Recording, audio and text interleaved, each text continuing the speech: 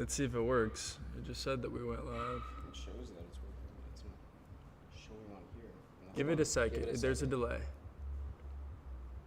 Did you click go live before in the top right? Okay, well that's probably what it And was. we're live. You good to go? We're live? Yippee! Go. Sick. Okay. Fantastic. Sick. Alrighty. I'm excited. This is going to be a lot of fun. I have prepared a lot of time in the past few days for this, and I'm very excited to share what I put together for you guys. We can probably give it a few minutes while everybody joins in, but I am very happy to see an active chat. I'm very happy to see so many people on with us today. It looks like we've got, honestly, it doesn't even say. It looks like we had 600 people at one point, but I don't know if we do right now. Somebody tell me how many people are on this live, because I can't tell. I'm really interested to know. 943? Yeah. Damn, that's crazy. That's inspiring, low key. 943 people showing up to work, showing up to learn. Hell yeah, I like that shit. Sweet. Well, yeah, this chat's moving way too quick. What? 1,200. Damn, 1,200 people. 1,200 people trying to learn. That's what's up. Hell yeah. Are you gonna be fun? I got my Red Bull. I've had 2 of my Japanese pea starts before this, so I'm locked in. We have Phil's computer set up in here because my computer was kind of screwing up. But I'm very excited to be here again. Wow, this is cool. This is gonna be fun. We're gonna dive deep today. We're going to get pretty personal.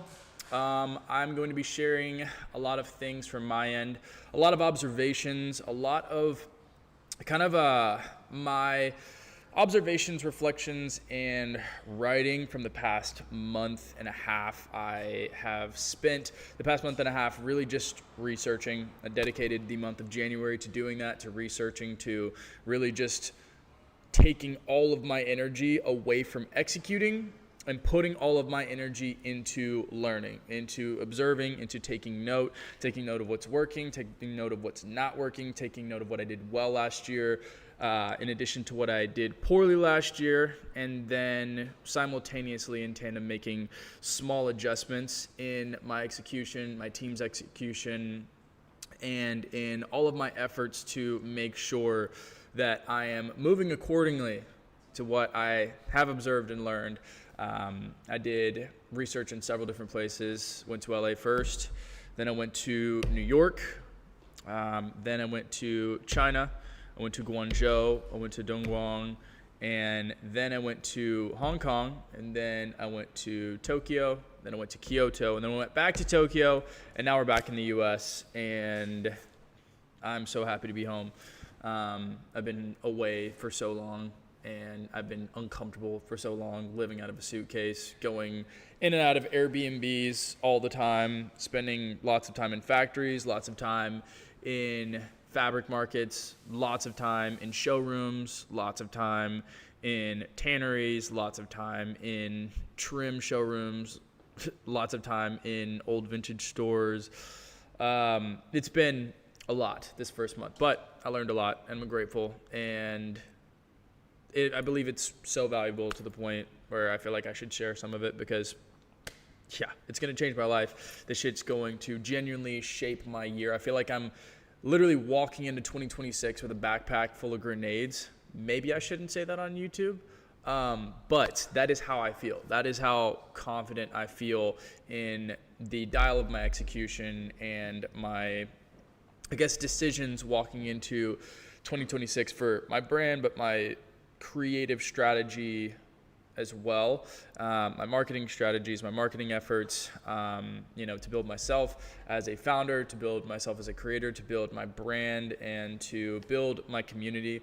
That is my biggest priority with all of this. I just want to build. I want to build cool things that serve other people, that bring people together in a very unique way that nobody else has done before, and simultaneously make cool products and be able to provide for myself and for my team and for my loved ones and my family one day. So yeah, that is essentially what I'm here to do, and I hope that you guys here have similar goals and similar ambitions, and it looks to be that you guys do. I mean, it looks like there's 1,300 people currently viewing, which is inspiring. The fact that 1,300 people showed up to learn, showed up for themselves, showed up for their future, showed up for hopefully the people that they're going to serve with the communities that they build. So it's going to be sick. Somebody said it's going to be 3 hours. It might not be 3 hours. I'm going to try to keep this more concise, but we have 3 days. So it may be 2 hours today, 3 hours tomorrow, 3.5 the day after. I don't know, but it'll probably be a total of around 7 to 9 hours. And again, to be able to provide this for free is super dope. So really, really grateful again for you guys' trust in me as a creator too, and as an educator. That's one thing that I really am grateful for, that sometimes I take for granted, is people's trust in me. And it's a big responsibility. You know, it's a big responsibility to be trusted to deliver accurate information, to be able to deliver actually impactful information that helps people, and to be able to just, you know, give of myself in a way that is impactful. It's a big responsibility. You know, whenever there's 1,000 people looking at you saying, hey, like, show us how to do something, right? Or like, I'm here to learn from you. It's a big responsibility on me. I think is that mine? Tell them to shut up. I'm on live. But yeah, it's a big responsibility for me. So I take this very seriously. This is not some light shit. I'm not about to just spit some shit off my mind without really, really thinking about it, rolling it over, studying it. First, I have spent the last couple of days mulling over these slides, mulling over my script, taking basically everything that I wrote in Japan, and kind of like condensing it into a presentation that I feel will be beneficial to those who view it. Specifically, we're going to cover a lot of things, and I want to set some expectations now that it's pretty much time. What time is it? Anybody got the time? 5:05. 5:10. All right, we're 10 minutes in. It's time to lock in. No more intro shit. Okay? I think we can turn the Instagram live off. I don't want them to get too much of the sauce. You know what I mean? The YouTube people showed up for a reason. Yeah. All right, peace. Okay. All right. Now that we're off Instagram Live, I don't have 2 audiences to worry about. It is time to lock in. I'm going to try not to clap too much into the mic, because I know that probably hurts some of you guys' ears. But welcome to the 2026 Blueprint. What is the 2026 Blueprint? I'm going to get into that more in detail here in a few minutes. But in short, it's a blueprint that I put together for myself. And it's a blueprint that I put together for myself, and this blueprint is essentially just a small piece of my creative philosophy for pushing my brand forward, pushing myself forward as a creator. And we're going to get into a lot of really nitty-gritty shit, a lot of personal shit. I believe that whenever you are creating authentically, you have to get personal. You have to get personal. It has to be intimate. And so I hope that you guys are here for some deep shit, because I wouldn't have put all this effort into building this and putting this together if it was some shallow surface level bullshit. All right, I don't do shallow surface level bullshit. I'm not going to teach you how to run ads on here. I'm not going to teach you how to create an Instagram. I'm not going to teach you how to create a Shopify. I'm not going to teach you how to put a password page on your clothing brand website. All right, that's all shit that you guys can learn elsewhere. What we are going to cover today is shit that you cannot learn really on YouTube, and shit that I believe is, for the most part, my personal ideology, philosophy, whatever you want to call it, ways of doing shit when it comes to the creative process of building an authentic brand that, you know, tells a real story, hosts a real community, serves people in a real way, serves yourself as the creator and founder in a way, is fulfilling, and also makes money. You know what I mean? I'm gonna tell you guys right now, there are easier ways to make money than doing a clothing brand. There is a lot that goes into it. You have to get personal. This has to be something you genuinely care about, something you are genuinely passionate about.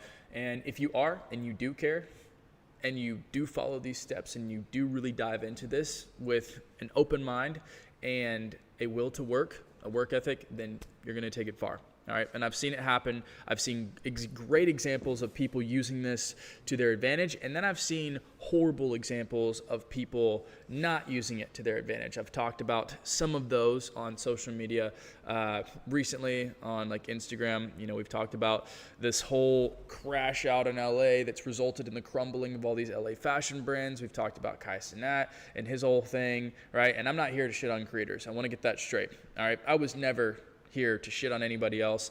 I am never here to hate on anybody else's journey, right? Sometimes things need to be called out, and sometimes it's worth calling it out if you're trying to teach something that you believe will be helpful to other people. And some people received it well, and some people didn't, and that's totally okay. I don't need everybody to like me. I'm one of those people that you love me or you hate me, and that's okay. I'm okay with that. So, without further ado, let's step into this. Welcome to the 2026 Blueprint. Hopefully you guys can see my slides. Like this. Oh, I gotta start my presentation this? Yes. Boom. There we go. Hell yeah. Alrighty, so welcome to the 2026 Blueprint. Wait, why is my slides not, oh, there we go. Alrighty, so for starters, if you're on this call, then you probably fall into one of these categories. All right, so category number one, a shiny object beginner. All right, I have been there. There is nothing wrong with being a shiny object beginner. I have been there. My peers have been there. Every brand owner that you've ever seen has been there. Everybody that is someone today was once a shiny object beginner. All right, somebody saying this is my year, right? But you're still watching YouTube videos, you're still buying courses, you're still jumping from this to this to this. You have something called magpie syndrome, which is not like an actual real thing. It's just shiny object syndrome, where you see somebody doing well with this and you're like, oh shit, let me go do that, right? And then it doesn't work. So you see somebody over here doing well with this and you're like, oh shit, let me go do that, right? And you bounce around from thing to thing to thing. For me, I mean, I did drop shipping, I did stocks, I did crypto, I did drop servicing. I don't even know if that's a thing anymore. I did all kinds of crap, all right, before I actually truly found what I wanted to do and what I loved doing, and kind of built that, which is kind of what we're doing today. But yeah, all right, that's totally okay to be a shiny object beginner. You are in the right place if that is you. All right. The second category would be the struggling brand owner. All right. Someone like myself, you know, a couple years ago, whenever I started, right? Maybe a lot of you guys have brands, you guys have something going on. You've already started. Maybe you started a while back and you're trying to pick it back up, or maybe you're currently in the trenches, right? And maybe some things are going right, some things are going wrong. But regardless, you feel like you're still missing information. And I still feel like that today, right? I would technically categorize myself as the struggling brand owner, right? Because there is always more to learn, right? I will always be a student of the game. I will never, ever accept a position of thinking that I know everything, because I don't, right? There's somebody that knows something that I don't, right? And my job over the past several years has been to just hunt those people down and either pay them or like just befriend them or try to like talk to them to like understand, like, what do you know that I don't? That has been my entire mission for years now. And sometimes it's a person on TikTok, sometimes it's a person on YouTube, sometimes it's somebody like me, right, that's doing a workshop on some fucking YouTube live, all right? It's okay. If that is you, you are in the right place. You are going to get a lot out of this. Next category, looks like we've been invited to edit. The fuck? I don't want to do that. The next category is going to be the reset brand owner. All right. Now, the reset brand owner is the brand owner that has traction. You're doing well, right? You don't feel like you're struggling, but you feel a little shaky, right? You feel like you're walking on eggshells. You feel like you're walking over glass. You're stepping on glass, right? And that is okay. You are in the right place, because what we are going to go over today and over the next 2 days is something that I would consider basically like a guarantee that, oh my gosh, stop trying to edit. Basically a guarantee that I will be okay, right? I will be okay. I will be fine. My brain will be fine, because whenever you have a solid foundation, whenever the foundation, the structure that you stand on, whenever the values, the story, the authenticity, the presentation artistically, whenever that is solid, you always have something to go back to. Right? Which is why I called this event the 2026 Blueprint, because when you have a blueprint, you are never shit out of luck, right? Because when something breaks, when something fails, you just go back to the blueprint. All right? Whenever I am stuck, whenever I don't know, what do I post? What do I make? What clothes do I make? How do I do this? What videos do I post? What do I say in this email? What do I say in this SMS message? I always go back to my blueprint.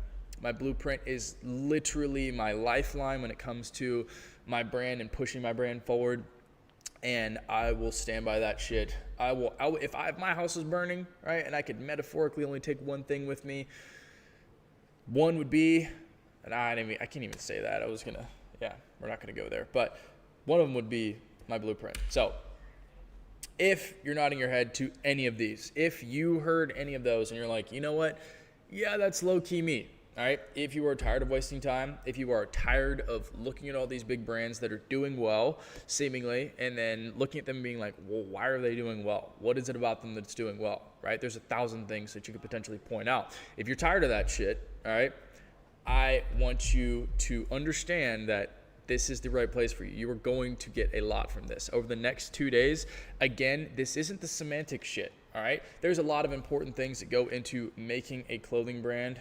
Stop trying to collaborate. What is going on? Why is somebody on my slides? If, I don't know. Joey, is somebody on the slides? Like an editor or some shit? No. Oh, my bad. Sorry. Anyways, let's keep going. Again, if you believe that you're any one of those people, you're in the right place. We're going to get deep. We're not going to go into semantics. We're going to get into some stuff that every brand owner needs, but nobody covers. Nobody thinks about it. It's always thought about last, if thought about at all. And most people just aren't aware of it. And I am just an autistic person that hyper fixated on this one thing. And now I understand this one thing probably like better than most people. What is going on? I don't know. That's super weird. I don't know. Somebody is like in my slides. That is super weird. I don't know if y'all saw that, but yeah, really interesting. Okay, so overview of the next 3 days. Day 1, today, we're going to talk about what's changed in the industry. We're going to talk about what is different from today versus 2020, right? Everybody's still stuck in 2020.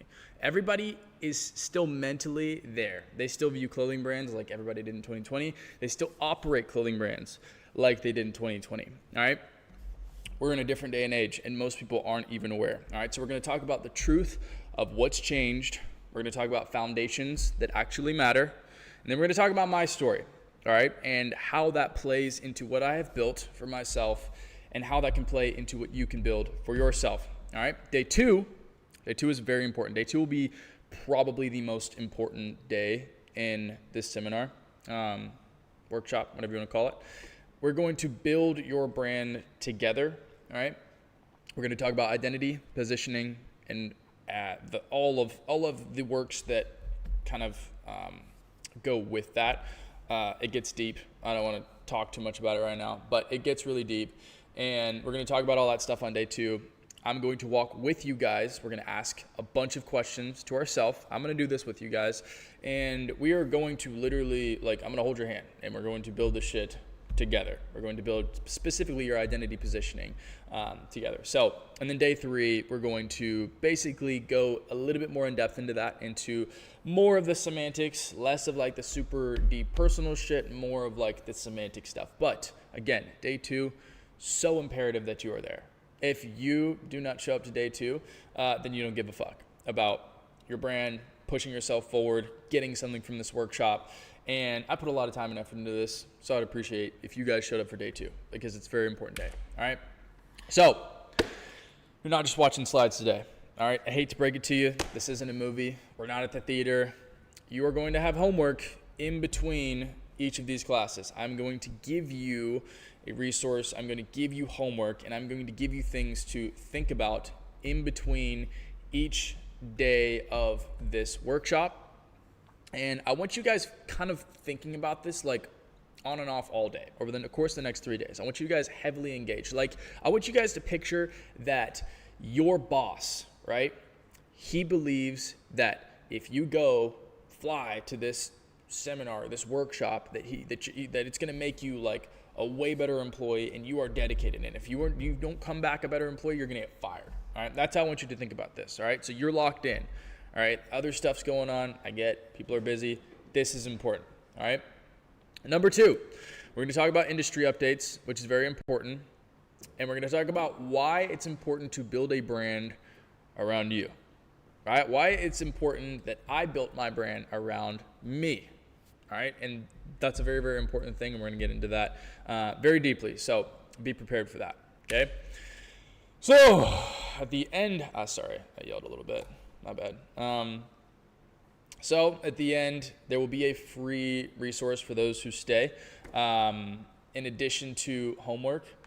Do you see this? I do see that. Bro. Yeah, What that's the annoying. fuck? Anyways. Yeah. We're good. We're good. Whoever's trying to screw us up, you're not screwing us up. We're staying focused. Anyways, so yeah, free resource is going to be at the end. That's going to come with homework and everything. So the clothing brand model specifically, hide your, wait, somebody's typing me a message. What the fuck? Hide your link fam and turn off auto edits. How do I do that? Phil, come do that.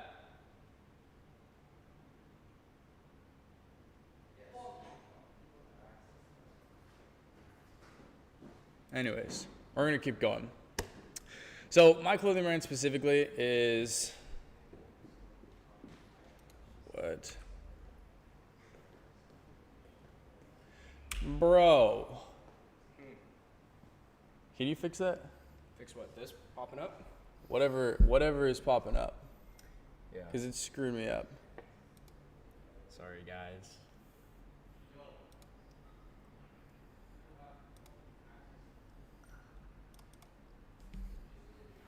What am I signing into?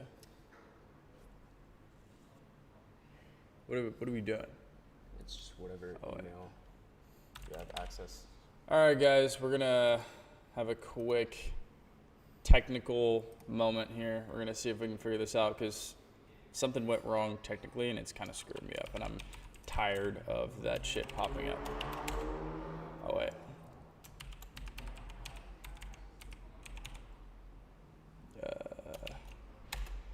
Bro, come on now.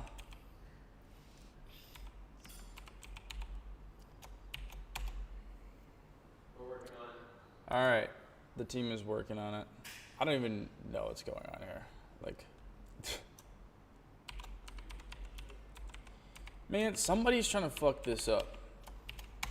And I'm not gonna let nobody fuck this up. You can click show password. They can't see that shit.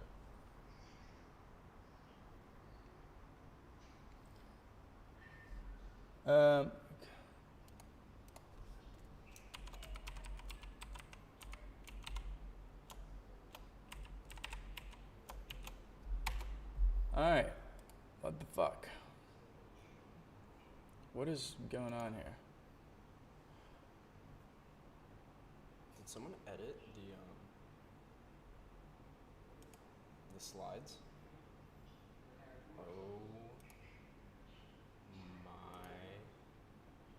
All right. That's awesome. Okay. So it looks like we have been hacked, but it's just the slides. So I may have to move forward without the slides, which really sucks. Just because I just turned my mic off. All right. I guess we have to edit permissions on the slides. Tell them to edit permissions and to turn permissions off. Yep. This is interesting. I didn't think I was gonna get hacked today.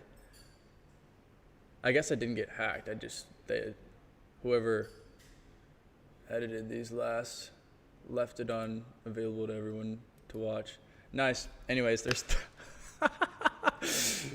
that's awesome. Okay, we're gonna keep going.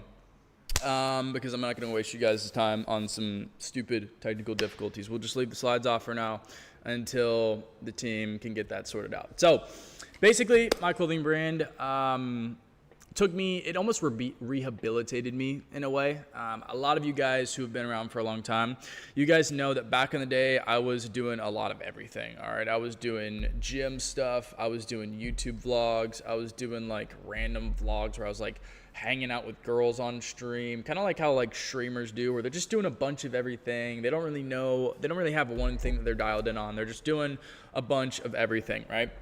And that's totally okay, you know, in the beginning whenever you're figuring stuff out. But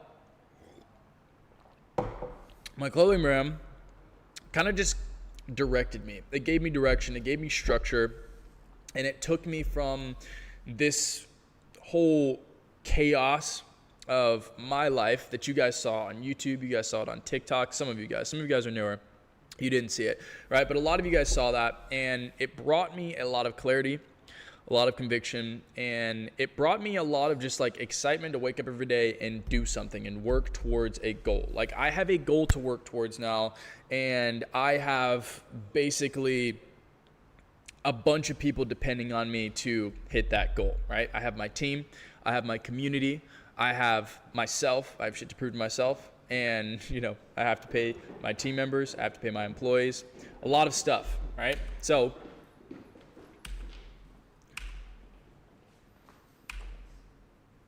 all right, we're waiting on the slides again.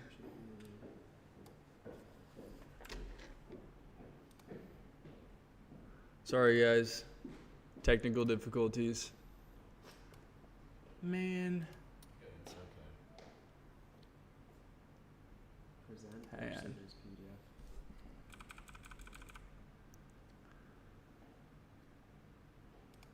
I'm very fortunate to have my IT gods here with me because I'm ass at working with computers. I suck at computers. Hang on. What needs to happen is we need somebody to go and review those slides before some random person went and put some profane shit in there. Yep. We're good? You looked at them? Nobody fucked them up? Okay. Basically, somebody was in the chat was letting us know that we were getting fucked. Took the links. Thank you. Okay. Chat. Thank you. Alrighty. I think we're okay now. Yeah. I think we're okay. That's my bad. I'm really terrible at using computers. But luckily I have two fine young gentlemen here with me that are really good at using computers. So shout out Phil and Connor. All right. Slides are back. We're good. All right.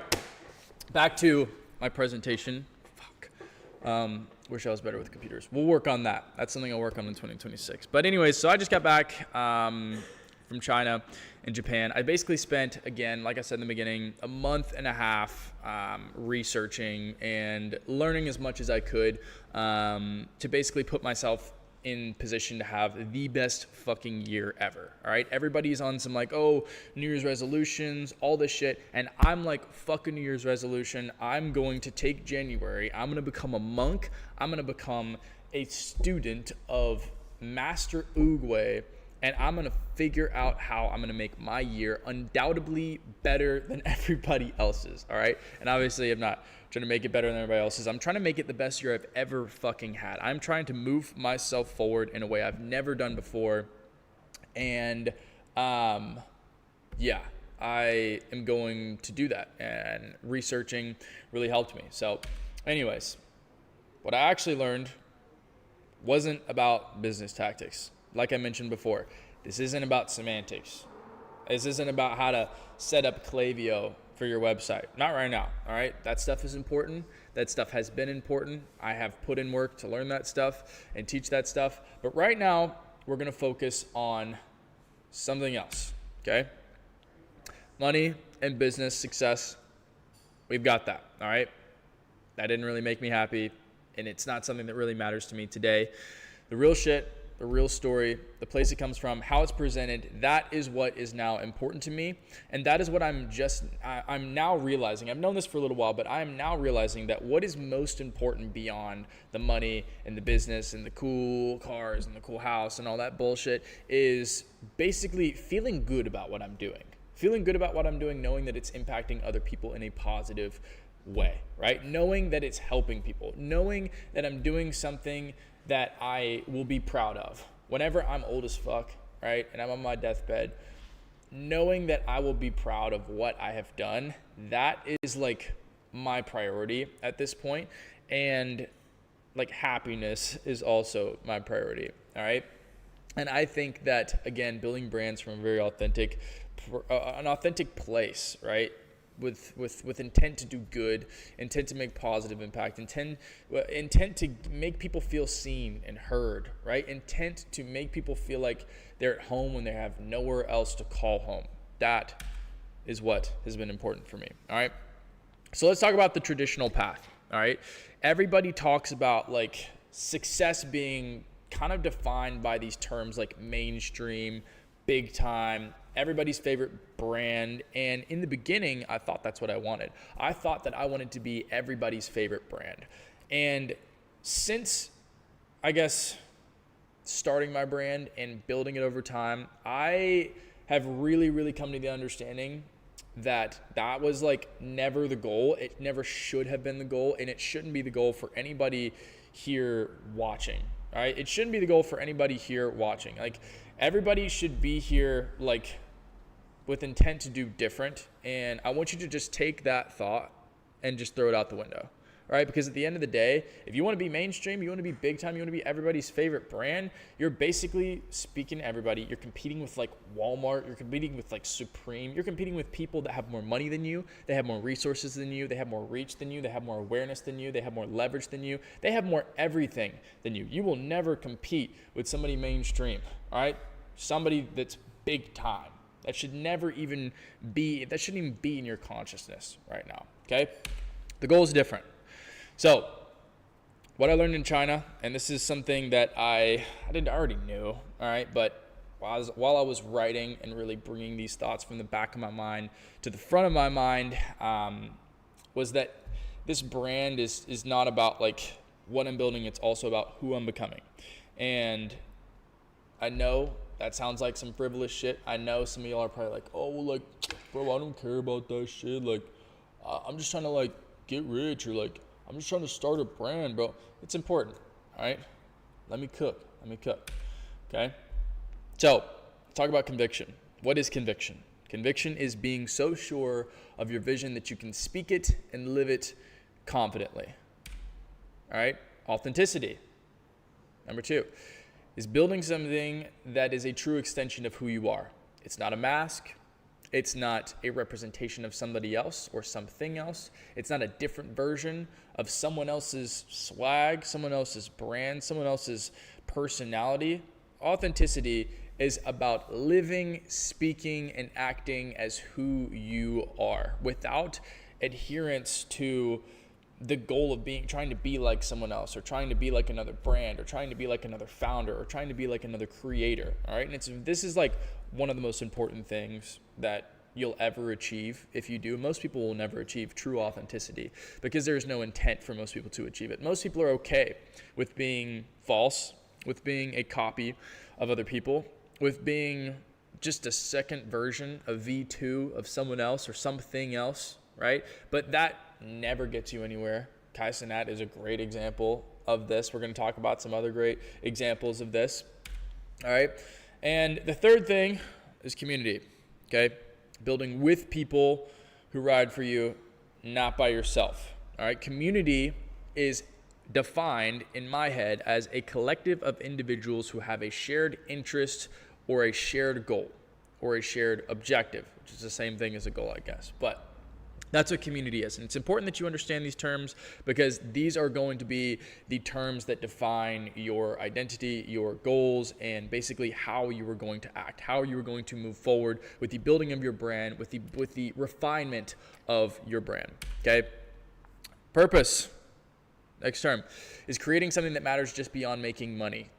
All right? Purpose is basically an objective that is not self-gain. Right? If your purpose is to gain for yourself, if your purpose is to give to yourself, you have defined purpose incorrectly. All right? Purpose needs to help the world. All right? And a lot of people talk about purpose and like, what is purpose? And I'm going to define it. I'm going to make it really simple for you right now. Purpose is a combination of three things, and this is an explanation based off a principle called the Ikigai principle. It's a Japanese principle, but basically purpose is defined by living in a dynamic, which is kind of like a circle, right? Like staying within the circle of doing something that you are good at, proficiency, doing something that you love, that makes you happy, and doing something that the world needs, which is helping other people, all right? That is what purpose is, defined very, very simply. So if you didn't know what purpose is or you were unclear, don't ask any more questions. That is what purpose is. All right. If you need to replay this, probably leave this live up for a few minutes after. Go replay it, write it down. That is what purpose is. It's very important to understand that. Because I'm going to tell you right now, I don't wake up in the morning without purpose. I can't wake up in the morning without purpose. If I am living to serve myself, if everything that I did every single day was to serve myself, I would be an unhappy person. I would off myself because I would have no reason to live. I'd have no reason to wake up. All right. So you need that shit, prioritize it, search for it, and make it very important. All right. And in addition to that, inject that into this whole brand building idea, because if you have the idea that you're going to make a brand and you're just going to get rich off of it and it's going to impact only you positively, then you're going nowhere. You will fail. You will fail just like everybody else who starts a brand with the intent of just building themselves up. All right? So,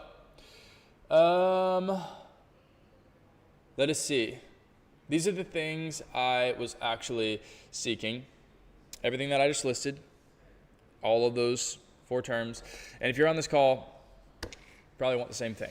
All right, whether you know it or not, you probably want the same thing. If there is something on that list that you do not want, that you do not seek to achieve, that you do not seek to arm yourself with, then you can just hop off this live because you're not going to get anything out of the rest of this presentation if not. So I want to next move to this question of who am I? Who am I? I know, some deep shit.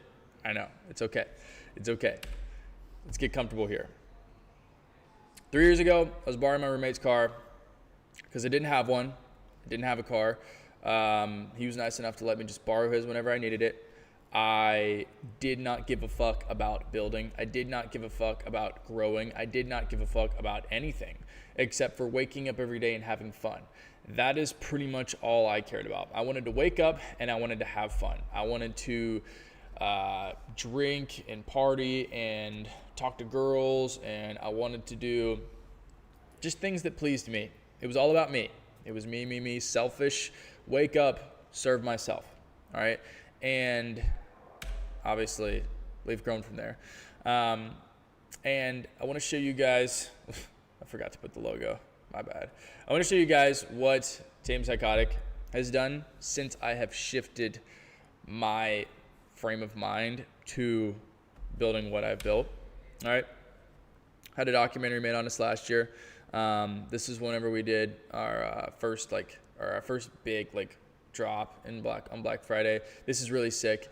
You guys should watch this later because it makes me happy going and watching it because it's just such a pure, great memory. The team did an amazing job documenting it. A lot of you guys have probably seen this before, but yeah, amazing video. Inspires the fuck out of me. We had some great days last year. Grew the brand a ton. That was a good day. I remember that one. We were up in a cabin in the mountains for that day. It's really sick. We built our Instagram page to 63,000 followers, which is significant for a brand page that has just now recently started running ads and has put less than like a few $1,000s into ads. So yeah, we did that organically by ourselves. It's fucking dope. I was super, super proud of that one specifically. All right. And it has been quite the journey. All right. You guys probably have seen everything I've documented. You guys know. All right. It's been interesting. There's been a lot of ups, a lot of downs. I've gone through so much bullshit to get it to where it is now. And I have learned so much in doing this. I had nobody to help me, nobody to guide me. There was nobody on YouTube that was giving me any like in-depth guidance. It was all surface level garbage. Like, oh, you should, here's how to make a tech pack. Like, dude, like that's like 1% of this clothing brand shit. All right. And it has really built me and carved me into the person that I am today. And most of that development was in probably 2024 and 2025. Most of what you guys have seen as far as transformation, who I am and my character was in 2024 and 2025. But I want to take you guys a little bit further back because in order to understand me in tandem with my brand and what I'm doing, you kind of need to know a little bit more. So when I was 5 years old, I was adopted. My birth mother, her name was Tracy. She died of skin cancer when I was 5. And before that, she couldn't really take care of me. So I was moved around a lot. All right. Moved from this person to this family member to this friend because when somebody has a kid that somebody can't take care of, you don't want to put them up for adoption. It's like, oh, like, let's wait till she gets better. I'll take him for now. Right. And I moved around a lot as a kid. And basically, by the age of 5, I allegedly had something called reactive attachment disorder. We call it RAD for short, to cope. And you can do your own research on that. Little ChatGPT search will tell you pretty much all you need to know. But basically, it made it very difficult for me to form an emotional bond with anyone. I could not connect with anyone.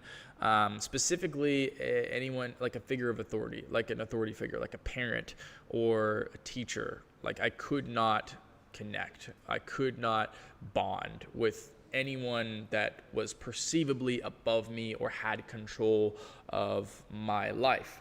Again, do your research on that. I was emotionally fucked up, to say the least. That's the best way that I can put it. I was screwed up because when a child goes through a bunch of trauma, has no solid parental figure, feels no safety for the first 5 years of his or her life, they're just emotionally screwed up. So my childhood from 5 to 18 was basically rehabilitation from what I kind of like brought on to myself from age 1 to 5. And if you don't, none of you guys know who Nancy Thomas is, but I went through rehabilitation via the Nancy Thomas methods. And again, do your own research on Nancy Thomas and her methods of treating reactive attachment disorder.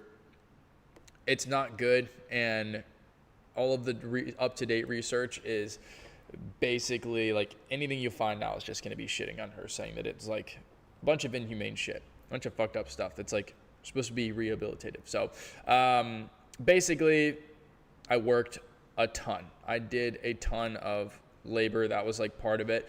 And my dad was also a workaholic, right? So it didn't make it any better. I worked a lot of long days with my dad from an early age. And when I was growing up, we had really bad financial issues.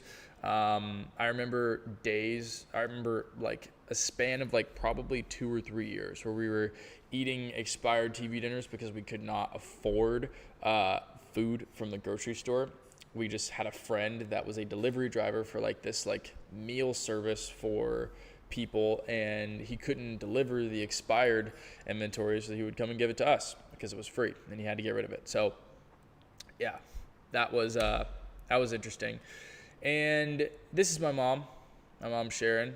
She was my adoptive mom, and she's honestly where everything here comes from. She's the reason I'm here sitting in this chair. She's the reason that I'm streaming right now. She is the reason that I created my brand. She's the reason that I'm not dead in a ditch. And we'll talk about that a little bit. I'm going to try to go through this a little bit quicker because, it's not fun stuff to talk about. So before my adopted mother, Sharon, took me in at 5, she went through breast cancer and chemotherapy. Everybody knows what breast cancer is, pink ribbon, really, really difficult. And chemotherapy is even more difficult, but is the only way to treat breast cancer. So she beat it, and then she raised me. Put simply, my mom fought through breast cancer for years, fought through chemotherapy for years, overcame it, and then raised one of the hardest children to raise ever right afterwards. Which is insane, like harder than anything I've ever done, by far, harder than anything most people have ever done. And only reason I know how difficult it is because she wrote a book. It's called My Chemo Cocktail and Me. It's a 350-page book, and it's basically she wrote this book for chemotherapy patients to help guide them and give them support and encouragement through chemotherapy, because chemotherapy, again, is like basically the only treatment. Chemotherapy and radiation is the only treatment for breast cancer, and if you choose to opt out of that, then you die. You know what I mean? And so my mom didn't want people to die. My mom went through something really, really difficult, made it through it, and then became the older sister, the mentor for people who had to go through the same thing, which makes me want to cry. And yeah, basically she wrote this book. This whole thing's a nonprofit, and she fought through something really hard and wanted to create something to help others do the same. Something that she had wished she had at that time. She created something physical that she had wished she had at that time. And she also created a nonprofit. It's called Care Packs and Friends. I remember whenever I was a kid, my mom basically dealing. I remember her going to these fundraisers, and there being tons of stress on her, and her worrying and carrying like 50 backpacks in the back of our car to go and give these people to try and support them. And it meant a lot to everybody who did. I remember the videos. I remember seeing people. And then when I was 17, she passed away. And when she passed away, I didn't know it in my head yet, but I made a decision to kind of devote my life to doing what she did, because I was so inspired by it. And it was the only thing in my life that I saw that I was like, wow, I'm impressed by this. This makes me inspired. I want to work harder, and I want to do more. And if my mom can do it after doing everything after dealing with everything she dealt with, then I can too, right? And that's what I wanted to do. So what she did, she fought like hell to get better, and she built something that helped others do the same. So I wanted to do that, and I didn't know how I was going to do that. I wanted to do it in a creative way. I wanted to do it in a way that could be artistically appreciated by those who could relate to a similar experience, and that is the DNA of Tame Psychotic. That is basically what Tame Psychotic is made of. Let's check the chat real quick, because this shit's buzzing.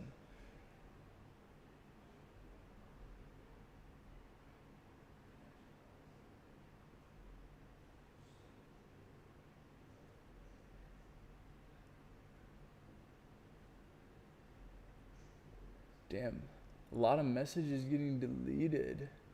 Somebody's trolling.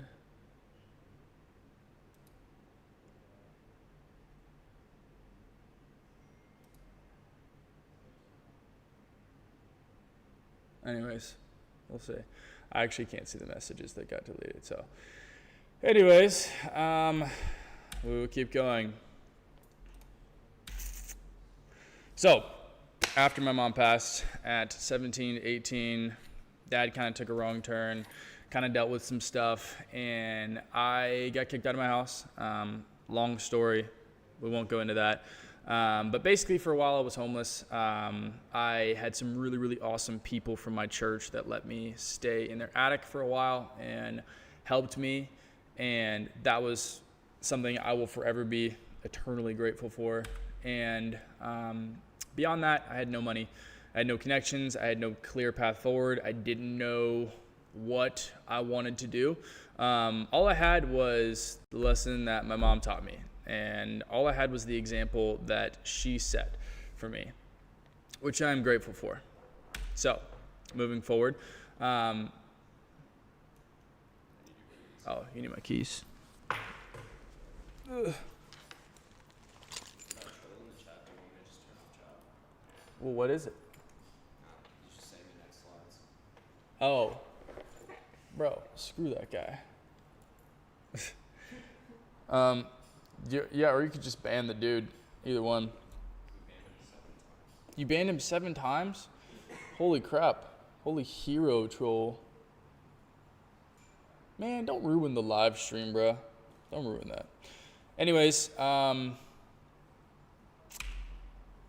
had the lesson my mom taught me. Sorry, this is the difficult part of the presentation for me. But it's important for you to understand this so that I can explain where the identity and the authenticity and the story and the creative output for my brand comes from. I know I'm like, it's just hard for me to talk about this stuff. But anyways, we're gonna keep going. Around that time, I fell in love with clothes. I was already in love with clothes. My mom, whenever I was a kid, she sold clothes for this company called Cabby. She did like trunk shows, and I don't know if you guys know trunk shows, but basically it's basically where the company will send you a bunch of clothes, and then you will put them on a rack, and then you'll sell them to like Facebook friends, and you'll have little parties and like try them on and sell them to Facebook friends. That's basically what she did, and I would watch her do that. And I thought it was so sick. I thought it was so cool. All her friends from Facebook would show up, and she would make them punch, and she would sell these clothes, and she would try them on. She would present them. She'd put on good music. She would cook brownies and stuff for everybody, and all the ladies just felt so at home, and they just felt like a girl. You know what I mean? She made them feel awesome. She made them feel like a cool mom. You know what I mean? Where moms are still going and socializing and buying clothes that they feel good in. There would people be going in and out of the bathroom to try on the clothes. It was super sick, right? So my mom initially inspired this whole thing with clothing. And so I spent a lot of time looking at clothing when I was a kid. Unfortunately, it was just women's clothing, right? But regardless, it was clothing, kind of fell in love with it. And I started working first in affiliate marketing, which affiliate marketing is basically just selling clothes for other companies, right? Very simple. Then I got into graphic design because I loved drawing as a kid. And I wanted to be more involved in the graphics and the design of the companies that I was working with, because they were making graphics that I just didn't fuck with. They were making like stuff that I just didn't like. And if I was going to promote it, I wanted to like it, because I'm not going to promote some shit that I don't fuck with and something that I'm like, that I don't use and that I wouldn't wear. Right. So in order to make money, I was like, all right, I have to promote these clothes. Right. But in order to promote them, I have to like them. So I'm just going to go and make them myself. And so I started with graphic design, and then I got into kind of the operations, because they had me doing a lot of like bitch work to be able to do the graphic work, the brands that I was working with. And then I got more involved in the creative direction, because I was already a great storyteller.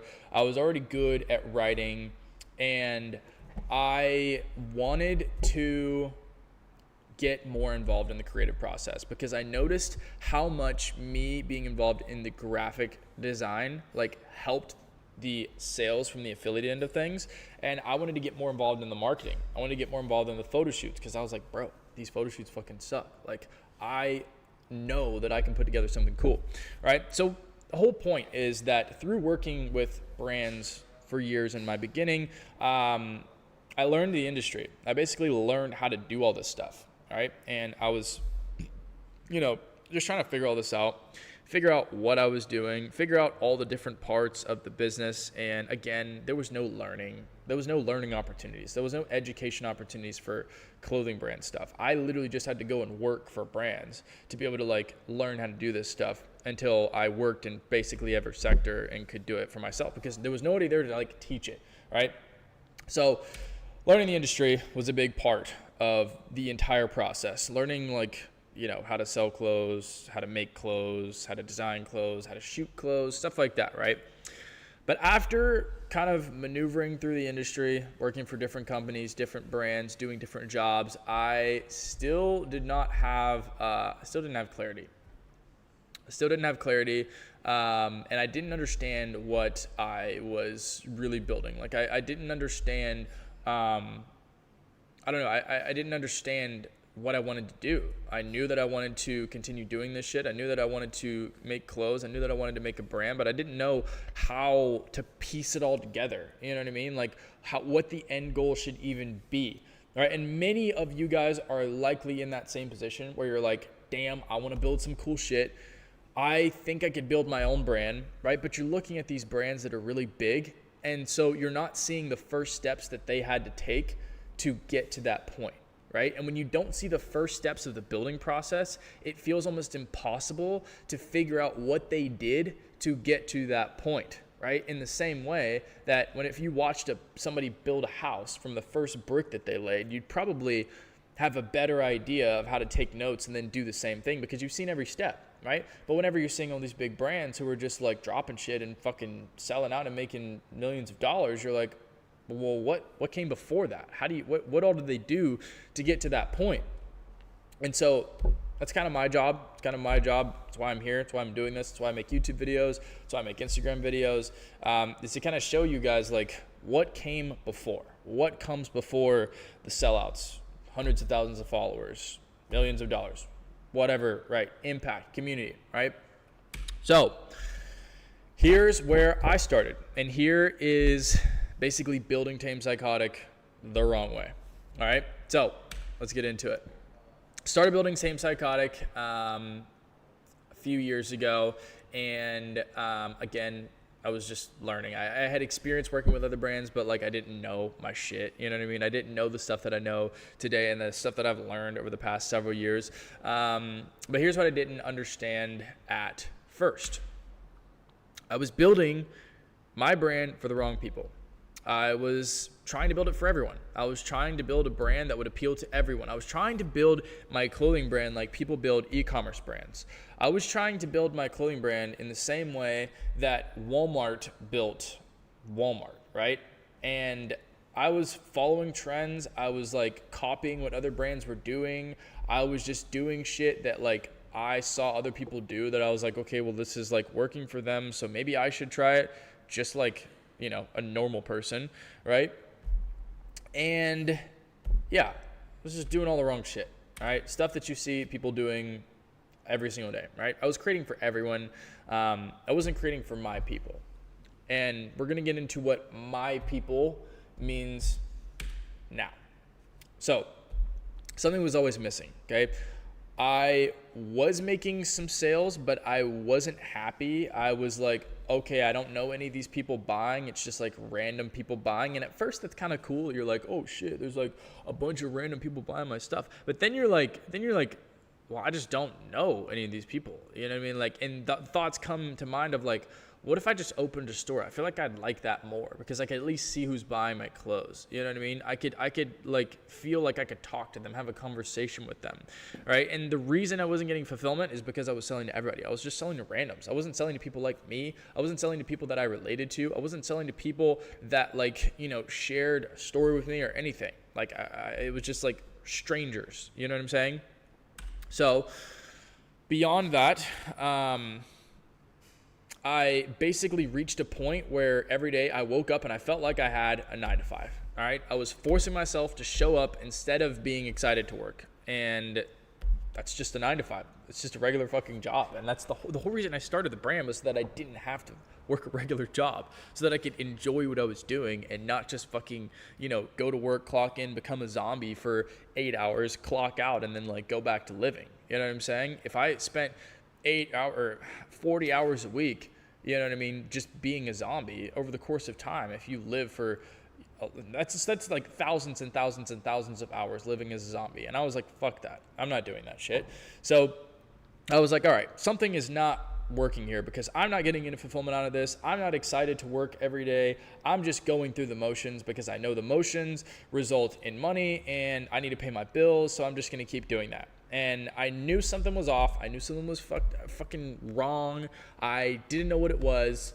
But I wanted to figure it out, right? So the business is working, but it wasn't right. We've established that.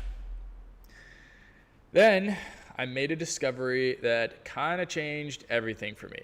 And I discovered that what I was building, the brand I was building, Tame Psychotic, wasn't like just a clothing brand. And if it was just a clothing brand, like it was going to continue not making me happy. It was going to continue being just something that I did to pay the bills. And I was going to continue waking up feeling like a zombie, continue doing work that I didn't give a fuck about, continue making clothes that I didn't give a fuck about, continue making content that I didn't give a fuck about.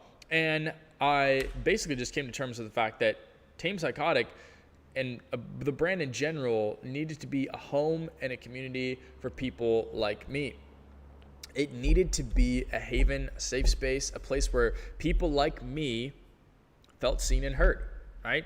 People who had it a little rough, people who maybe feel like they got dealt a shitty hand, people who feel discouraged, people that maybe just feel like they're bound to be cooked, right? I'm not meant for more because I am X, I did X, I felt like X, right? Like myself. People who felt ugly on the inside and the out. For me, that was literally me. Everything I just said here felt like I got dealt a shitty hand. I felt discouraged being kicked out of my house after my mom died. I have nobody, I have no money, no connections, no way to fucking push forward, no direction, right? I literally thought, I was just like, all right, well, I was born into a fucked up life. I'll live a fucked up life and then I'll die after having a fucked up life, right? Because I'm ugly on the inside and the out. And my mom showed me that you can go through the worst shit imaginable, right? For her, it was chemotherapy, breast cancer. For me, like the hardest shit imaginable. Like as a kid, like she would tell me about it and it would be like the worst shit. And then come out like a boss. I meant to type an extra 2 S's there. Oh wait, I don't think I can edit it, but she came out like a boss, all right? She started a business, started a nonprofit, started like doing things for chemotherapy patients. And not only did she come out stronger than she was before, like a very strong human being, because that's just conditioning. Whenever you go through something difficult, you end the difficult task or thing stronger than you were before because you're aware of how bad things can get. So you now walk into situations with more confidence that you can overcome them because you've been through worse, essentially, right? And she used her story to build something that truly helped people. She used her story to write a book that brought encouragement and support to chemotherapy patients that did not that felt like they were cooked, that felt like they had nobody there, that felt like they had no reason to keep going, right? And you can fight through the pain and build something that helps others do the same. That was basically like the lesson my mom taught me, is that you could fight through the pain and you could build things that help others do the same. You could fight through the shit that you're dealing with, because we're all dealing with shit. Every single person in this fucking live right now, all 1,300 people, we are all dealing with shit. Some people's shit may seem worse than others, but at the end of the day, we're all dealing with shit, right? And that is kind of like what became Tame Psychotic's identity, right? Is like the ideology that you can fight through bullshit, come out stronger, and then basically be okay with that and be okay with yourself and kind of love yourself a little bit. You know, I know dubious figures have kind of make that term love yourself kind of just empty and stupid because people just be throwing that shit around. But it's important, right? So my brand stopped following trends and it became the real expression of Marshall Cruz, right? In an artistic format. It became my ideology that was handed down from my mom in an artistic format. Like I was able to make art that maybe it's a little darker, a little grungier. I saw somebody in the chat earlier talking on some, oh, well, you know, like Marshall shit is like for like the super grunge, like punk heads. And I was thinking, I was like, yeah, like low key. But the point is that like I can make art that's maybe inspired from like a little bit of a darker place, and people fuck with it, and I fuck with it, and sometimes I don't know why, right? But I fuck with it regardless, and it's a creative, artistic depiction of me kind of just making the best of what I've been through. That is Tame Psychotic. That is the artistry that you can see in our clothing. That's the artistry that you can see in, you know, our content, everything that we make. All right? So basically, the identity is comprised of my strengths, my passion, my energy, my culture, my preferences artistically, my preferences in music, in clothing, in texture, in color, right? That is just visually shown, physically shown, audibly shown through my brand. And that is how I found my actual crowd. That is why whenever I did my pop-up last year, every single person that came to that pop-up I felt comfortable with. I felt like I was with my people. I felt like I was like at like a rock concert where everybody was just kind of like on the same vibe. You know what I'm saying? Like, and you're just cool with it. Like nobody there felt just like weirdly out of place. You know what I'm saying? Like everybody there just felt like, I don't know, there was a weird synergy. And it's the same shit with every like photo shoot that I do, right?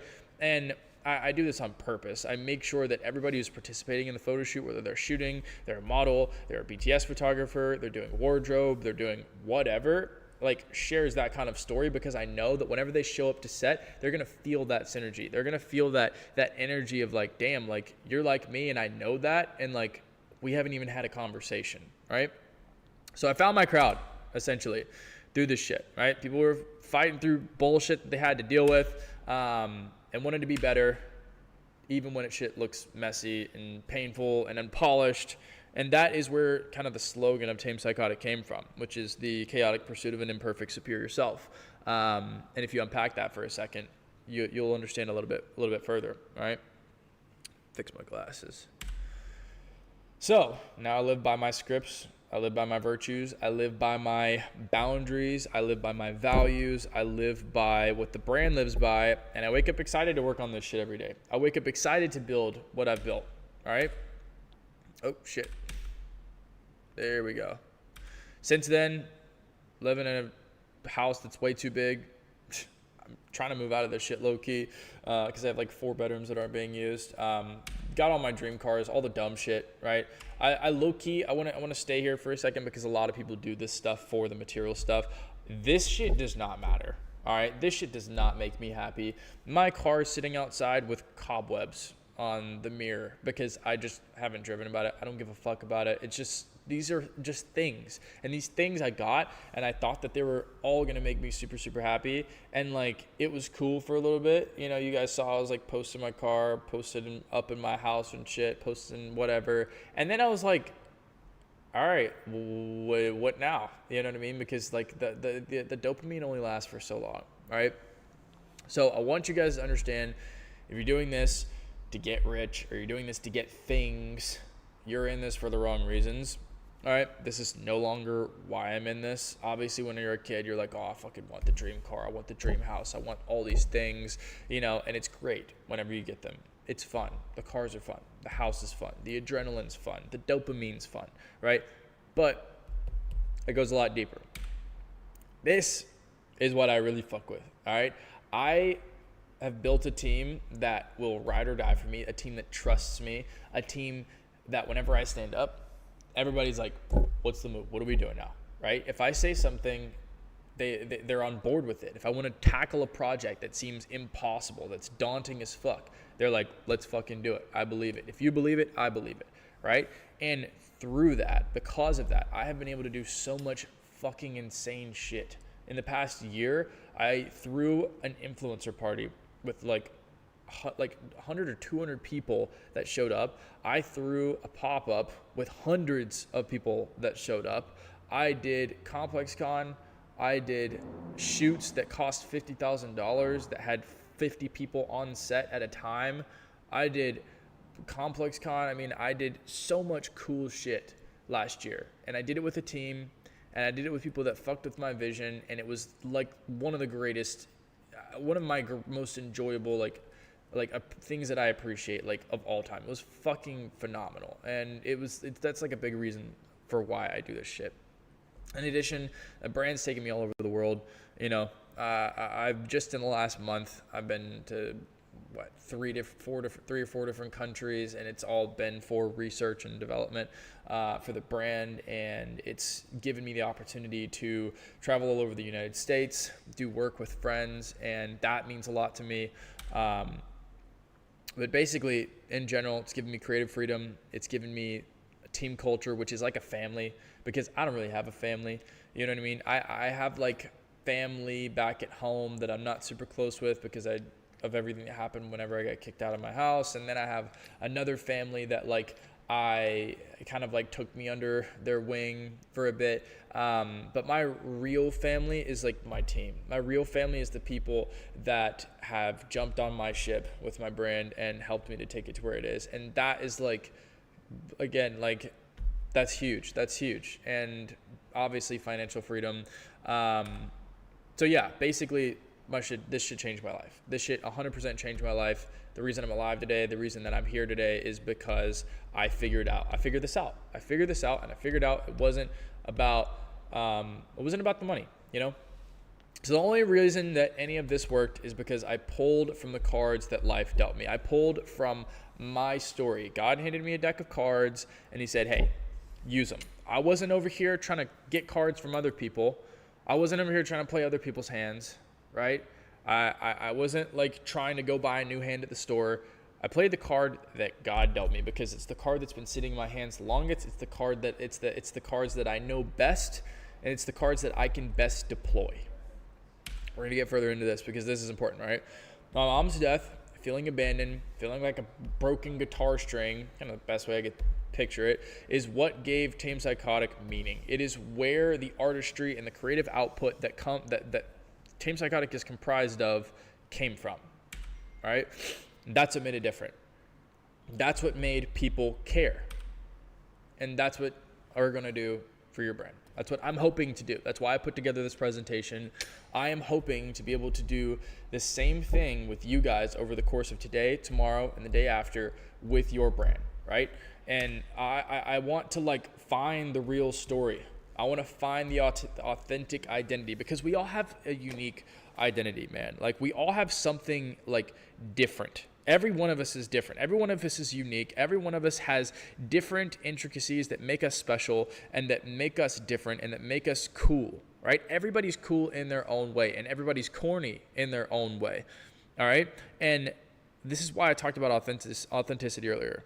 This is why I talked about all of those terms, because if you can combine the use of those things, right? Things like authenticity and purpose with your story, with your life, with the cards that you have been dealt, in the same way that I've been able to apply those virtues, right? Things like purpose and authenticity, I've been able to combine those with my story, with who I am, with what I like due to the conditioning that I was brought up in, with what I like due to the childhood that I had, with what I like due to my circumstances right now, right? What I'm feeling right now, what I'm living right now, what I am experiencing every single day, right? Combining those two things and using those two things as fuel to create. That's what we want to do. That's what I want to do with you guys. I have a whole fucking Google form of specific questions and like things for you to figure out and little puzzles for yourself so that you can figure this shit out, because this took me fucking years to figure out. And one of my biggest priorities over the past year has been coming up with a way to kind of like streamline this, coming up with a method. Like that's been like one of the things that I think about the most. Like I fucking, you know what I'm saying? And I walk around my pool and I just think and I write and I come in here and I fucking write on my computer, because if I can figure out a way that I reached a realization that helped me understand this more, and I can turn it into a method and I can turn it into a blueprint, right? Which is the whole goal, this whole thing, then I can impact so many people. I can help so many people figure that out so much faster than me. And like that could be a massive impact that I have in the world, right? So that's been my whole goal with this whole thing. Okay? We need to come up with a reason that people should care. That's the biggest thing, right? I don't give a fuck about so much shit. There are very few things that I give a fuck about, because I don't have a reason to give a fuck about them. And a lot of you guys that have started brands and a lot of people that have come to me with help, you know, to help them with their brands and stuff, like there's no reason for anyone to give a fuck. All right, because their marketing shit is like made up. Like they just picked random shit and they were like, oh yeah, that's gonna be our marketing angle, or like that's gonna be our product, or we're gonna start using these graphics, right? And nobody cares because there's no reason to care. Nobody's obligated to care about your shit. Just like nobody's obligated to care about my shit, right? I don't have to acknowledge anyone in this live stream, right? But I can, right? And like, I don't have to do anything. I don't have to care about anything, and nobody else does. So if you create a company, you create a brand, you can't just expect to fucking make something, throw it together and be like, oh, well, I put in the hard work to make a product and to make a website and make an Instagram. Like, why don't y'all give a fuck? Like, why don't y'all care? I've had so many people come to me like, Marshall, I put together my first drop and like I made the clothes and I made the website and I made the SMS and the wait list, and nobody bought when I dropped. And it's because you don't have a reason for people to give a fuck. There is no reason at all. You just made up some marketing angle. You made up some product. You're like, fuck it. This shit hard as fuck. I would wear this, right? You don't even understand why you think it's hard. You don't understand why you like it. And then you put it in a fucking format that is like an Instagram page, a TikTok, a website, and a Shopify store. And then you just think it's going to produce results. It doesn't work like that. All right. So my job over the course of today, tomorrow, and the day after is to guide you guys through discovering what that is for yourself, right? Discovering how you can basically transform your story, what you've been through, what you love, why you love it, right? And turn that into an identity that can serve as a foundation to build your community, that can serve as a foundation and an element that people care about, an element that people actually give a fuck about. That's my job. That's my whole goal. Obviously, there's some other stuff I'm going to teach. There's some other stuff I'm going to get into, some other stuff that I want to make you guys market aware of. But that's like the biggest goal. If I can help people do that, that's what I hope to go down in history for, as somebody that like really, really like brought the world the secrets of like identity development and brought like a fucking method, right? That's my whole entire goal. All right, so now we're gonna talk about the real shit, not the marketing angles, not what people should care about. This is more important now than ever before, and I'm about to explain why.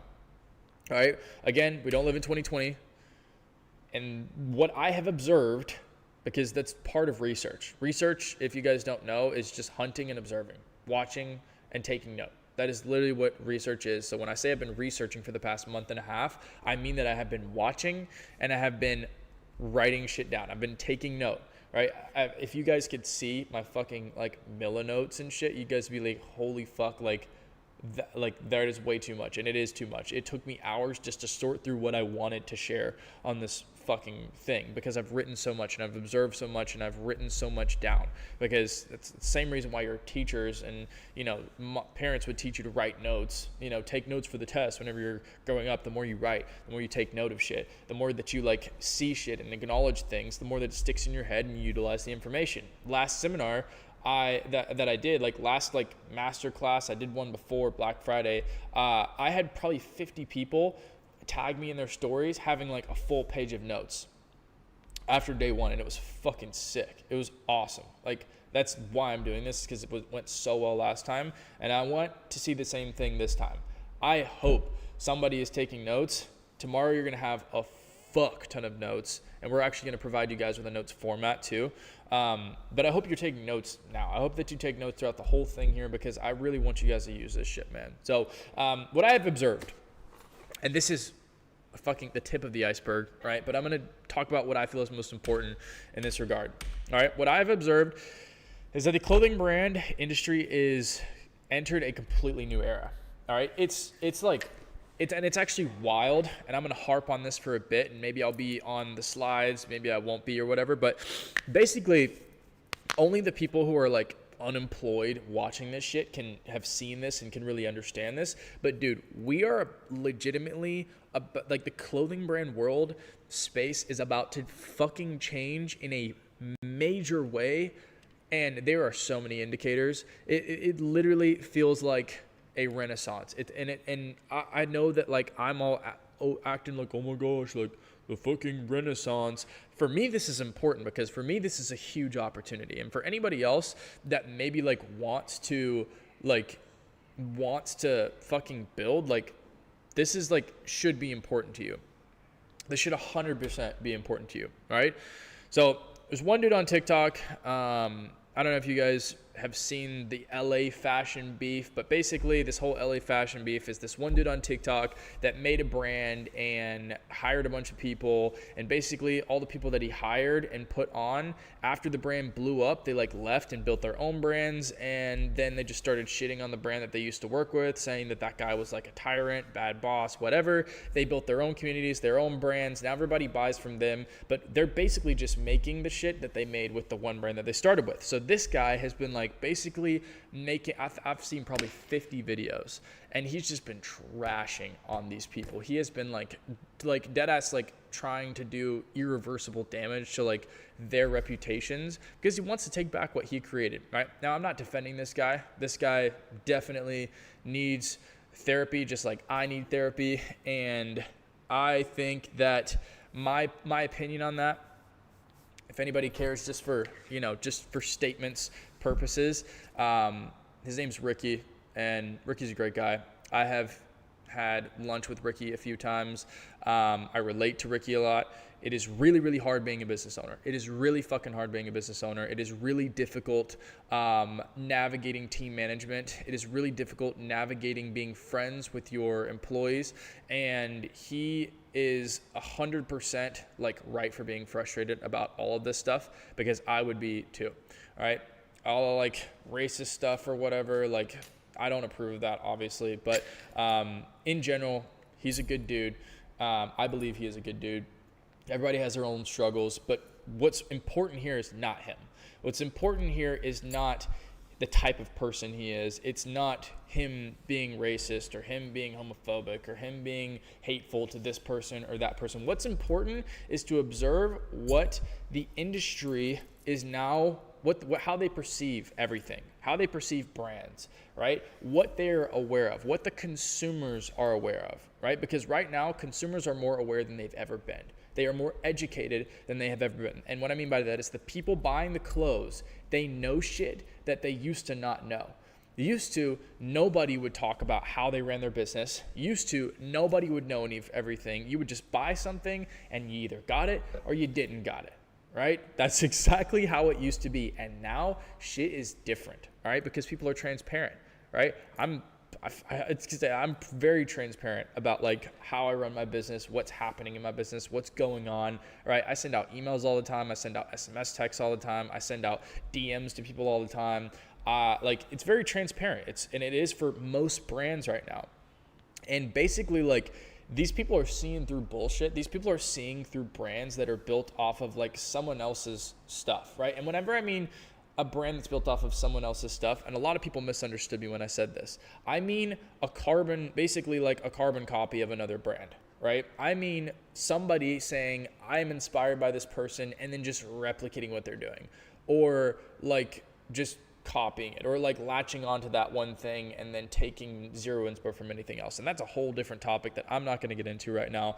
But basically, that's what's going on. Probably need to catch up on this. Not a single person has responded to him, even though he's gotten millions of views. I mean, I've seen videos with like multiple millions of views of him like trashing on other people. Not a single one of those people, and this is like 5 to 10 people, not a single person's responded to them because they have nothing to stand on. They cannot stand on their own ground because they can't argue to what he's saying. They can't tell him he's wrong. And when you can't tell somebody they're wrong, there's no point in responding because you're just going to look like an idiot. Or you're going to be a liar. And if you're a liar, then somebody's going to call you out, right? They have nothing to stand on. All right, so the same thing is happening with Kai Cenat's brand. All right, Kai Cenat started as a streamer. Does this look like anyone who gives a fuck about how they dress, about clothing or anything? No. He's wearing the worst Jordans, the worst jeans, a t-shirt that's like low-key too big and too long. And like he just doesn't have swag, you know what I mean? Like Kai Cenat, up until like really recently, never was like somebody who cared about fashion. He was creative as shit.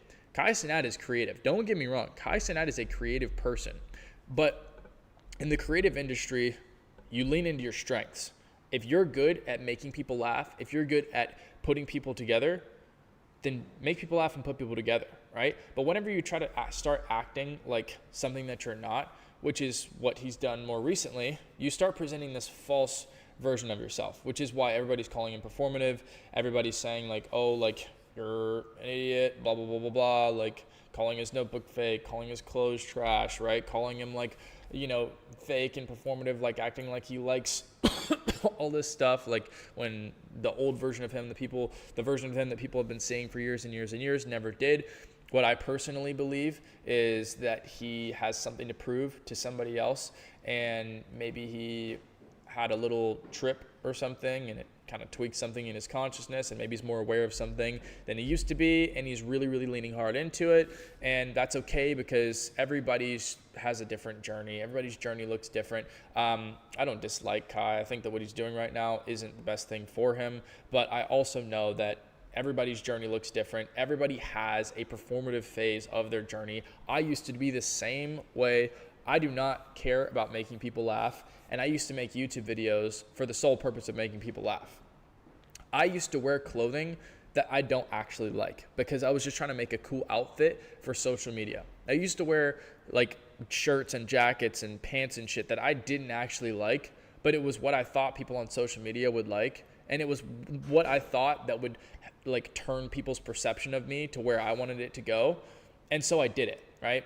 Kai Cenat's the same way, all right? I figured it out eventually, and so will he. But regardless, he's like kind of faking a lot of this like passion towards clothing. He's acting different. He's like doing things he would never do. And like a lot of that is maybe discipline. And you guys can argue in the comments about this all you want. I'm not really going to argue with anybody. My opinion is not going to change just because somebody in my comments tells me otherwise. But yeah, this is how I feel about it. And this shit's falling apart. And if you don't think it's falling apart, then you live under a fucking rock, because I've seen 1,000,001 clips of Kai Cenat getting clowned online, and I don't see the only people that I see supporting Kai Cenat are the people who sit there and watch streams of him doing that all day, and the half of the past 5 years they're like super fans. It's the only people I've seen supporting it, right? Basically, it's falling apart because it's built on something false. That's what I'm trying to say. That's what I'm trying to say about all this shit. And this slide is blank. I don't know why that slide's blank. But anyways, 90% of brands fail, not because of what you think. It's not because of shipping issues. It's not because of, your fucking manufacturer screwing you over. It's not because of your website being wrong. It's because they do this shit. And they crumble. These brands, I've seen more brands crumble in the past 30 days than I have in years. And I'm tapped in. Like, I know brands. This is my job to know brands. I have never seen this many brands fall in such a short amount of time for the same reason. It's not like, one of the LA fashion brands failed because of like this issue, or maybe they ran out of money. They all failed for the same reason. And it's because everybody's awake to the fact that they weren't created from an authentic place. They weren't created to serve anybody, right? Maybe some of them will say they were created to serve everybody, but like Kai Cenat's doing this shit for his own reasons. Everybody's kind of like doing it for a reason, and they're making art, and they're producing content from something that just isn't real, and people know the difference. You guys aren't fucking stupid. The internet is not dumb. Like, viewers are educated, consumers are educated. People who buy shit, they know. They're more tapped in. They've learned about it, right? Because people want to be aware. Everybody wants to be aware. We're all being fucking lied to, right? Fucking government's lying to us. The media's lying to us. The news is lying to us. People are lying to us. Creators are lying to us. Everybody's fucking lying to us. So we want to be aware, right? And in an attempt to become aware, everybody now understands, and they're now seeing this shit, which is why they're calling it out, right? That's why you'll see thousands of comments under like his TikTok is like Epic Soccer Dude or whatever on TikTok, talking about other brand owners. You'll see tons and tons of people making videos about it because it's current news. You'll see 1,000,001 clips of people making fun of Kai Cenat. You'll see hundreds of thousands of likes on those videos. All right, that is a result. Fuck, scared the shit out of me. That is a result of false presentation and false identity. It's an identity that's rooted in something that's not, who they truly are, which is why I went over all of that shit in the beginning. A lot of you guys are probably like, why is he even talking about this stuff? What does this have to do with building a clothing brand? What does this have to do with anything? It has everything to do with building a clothing brand. It has everything to do with building a brand that you actually give a fuck about. All right? It has everything to do with building a brand in the way that I like to build it, which is in a selfless, impactful way. That's what I care about, And you can make money while doing that. You don't have to just make money. It doesn't just have to be about money. And if it is just about money, this shit will help you too, but I don't know. I feel like you may be in it for the wrong reasons. Anyways, we'll keep going. Again, brands don't fail because they can't find good manufacturers. Anybody can find a good manufacturer. You look hard enough, you watch enough YouTube videos, anybody can find a good manufacturer. Anybody can get good designs made. Designs are not that cheap. It is easy to find a designer on Instagram, on Fiverr, on whatever. Give them a reference point, tell them to make some shit, and they'll make some shit. You don't even have to give them anything. They can just make some hard shit, all right? Because they're gonna do the same thing. And it doesn't fail because they don't know marketing tactics. Everybody can watch what an Instagram page is doing and replicate that shit on their own Instagram page. Everybody can watch what somebody on TikTok is doing and replicate that shit in their own way, all right? The real reason is because they skip the foundation. They skip the effort to create an authentic identity. They have no real reason to exist. They're built on fucking nothing. They're built on nothing, all right? So what's actually happening? Number one, thousands of brands are popping up. Number two, they're all posting shots of products. They're all posting pictures of products thinking that their product is this next fucking big thing, right? No product is the next fucking big thing. I'm telling you this right now. Every product is inspired by a product that came before it.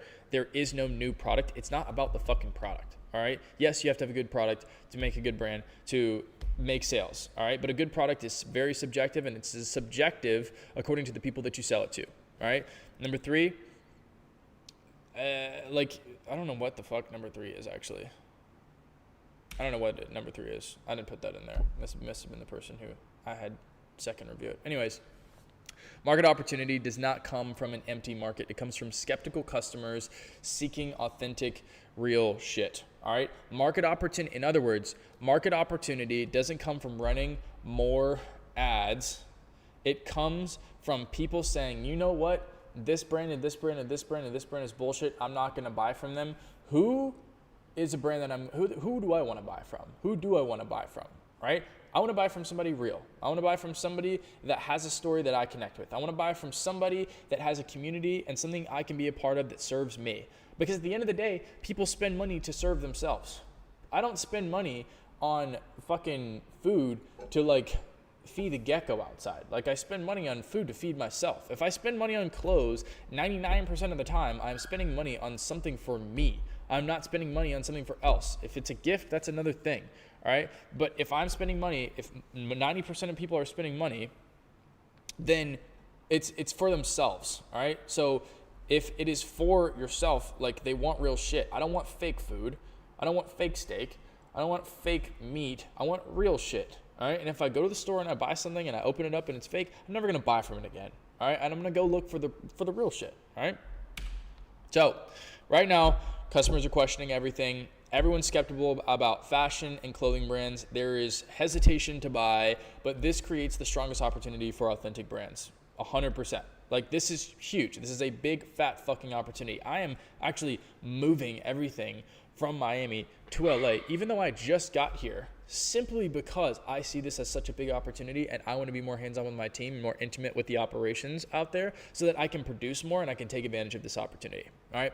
Very important to me. I'm literally dropping everything out here at the end of February probably to go out there, okay?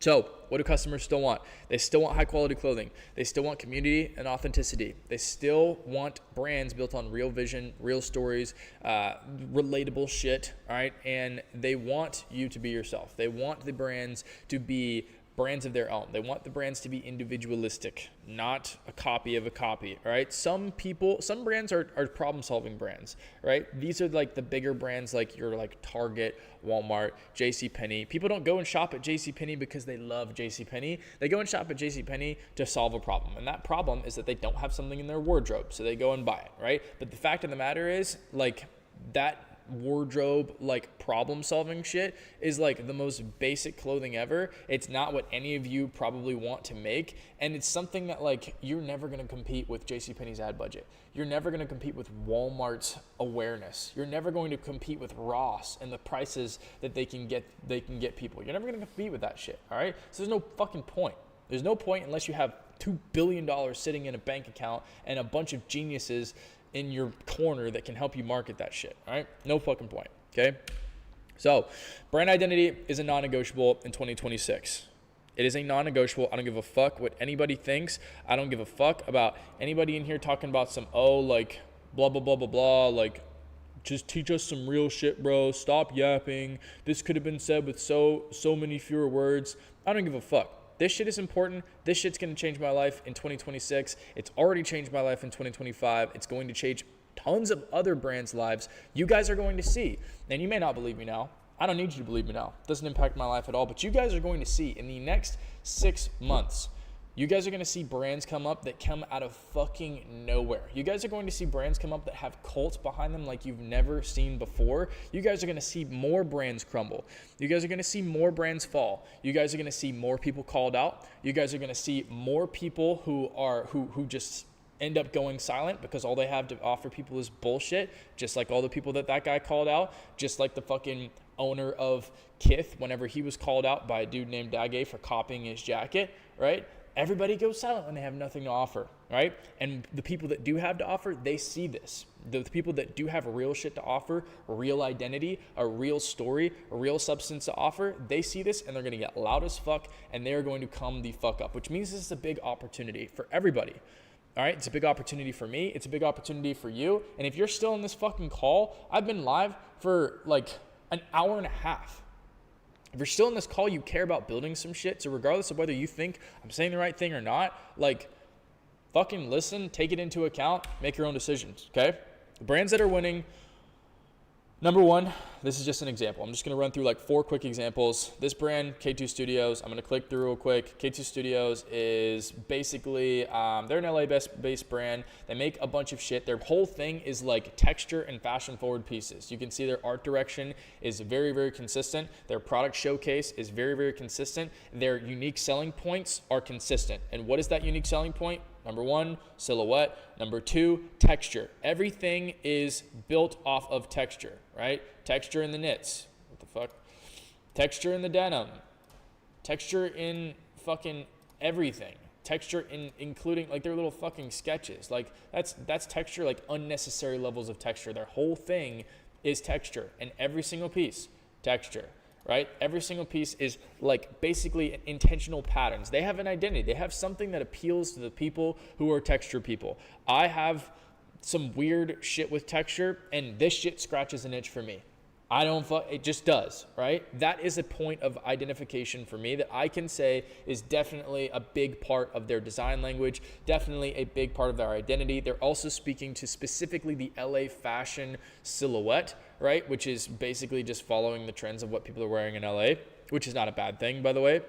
That's just them making products for their consumer. The owner is a brand owner in LA, and I followed the owner for years. His name's Caleb Keller, and I followed him for years before I actually saw him start this brand. And this brand is just him to a T.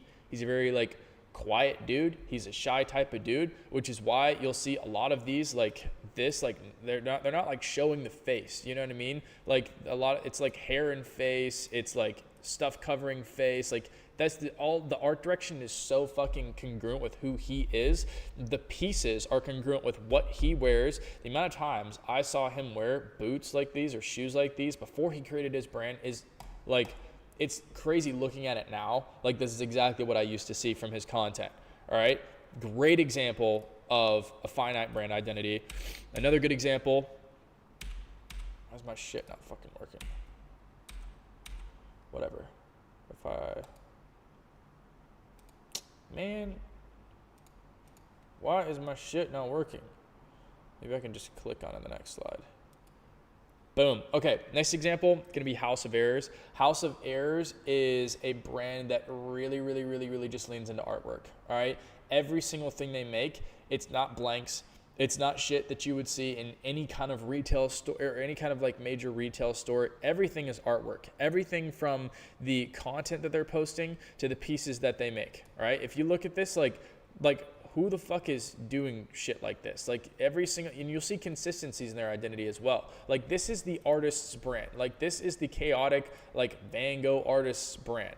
That is basically what they are. I don't know what the fuck that real cover like is not scratching the itch, but basically like everything, their ads, everything is a piece of art. It ends with a piece of art or it starts with a piece of art. Their attempt is literally just to create artwork, like painting style shit or movie style shit in their garments.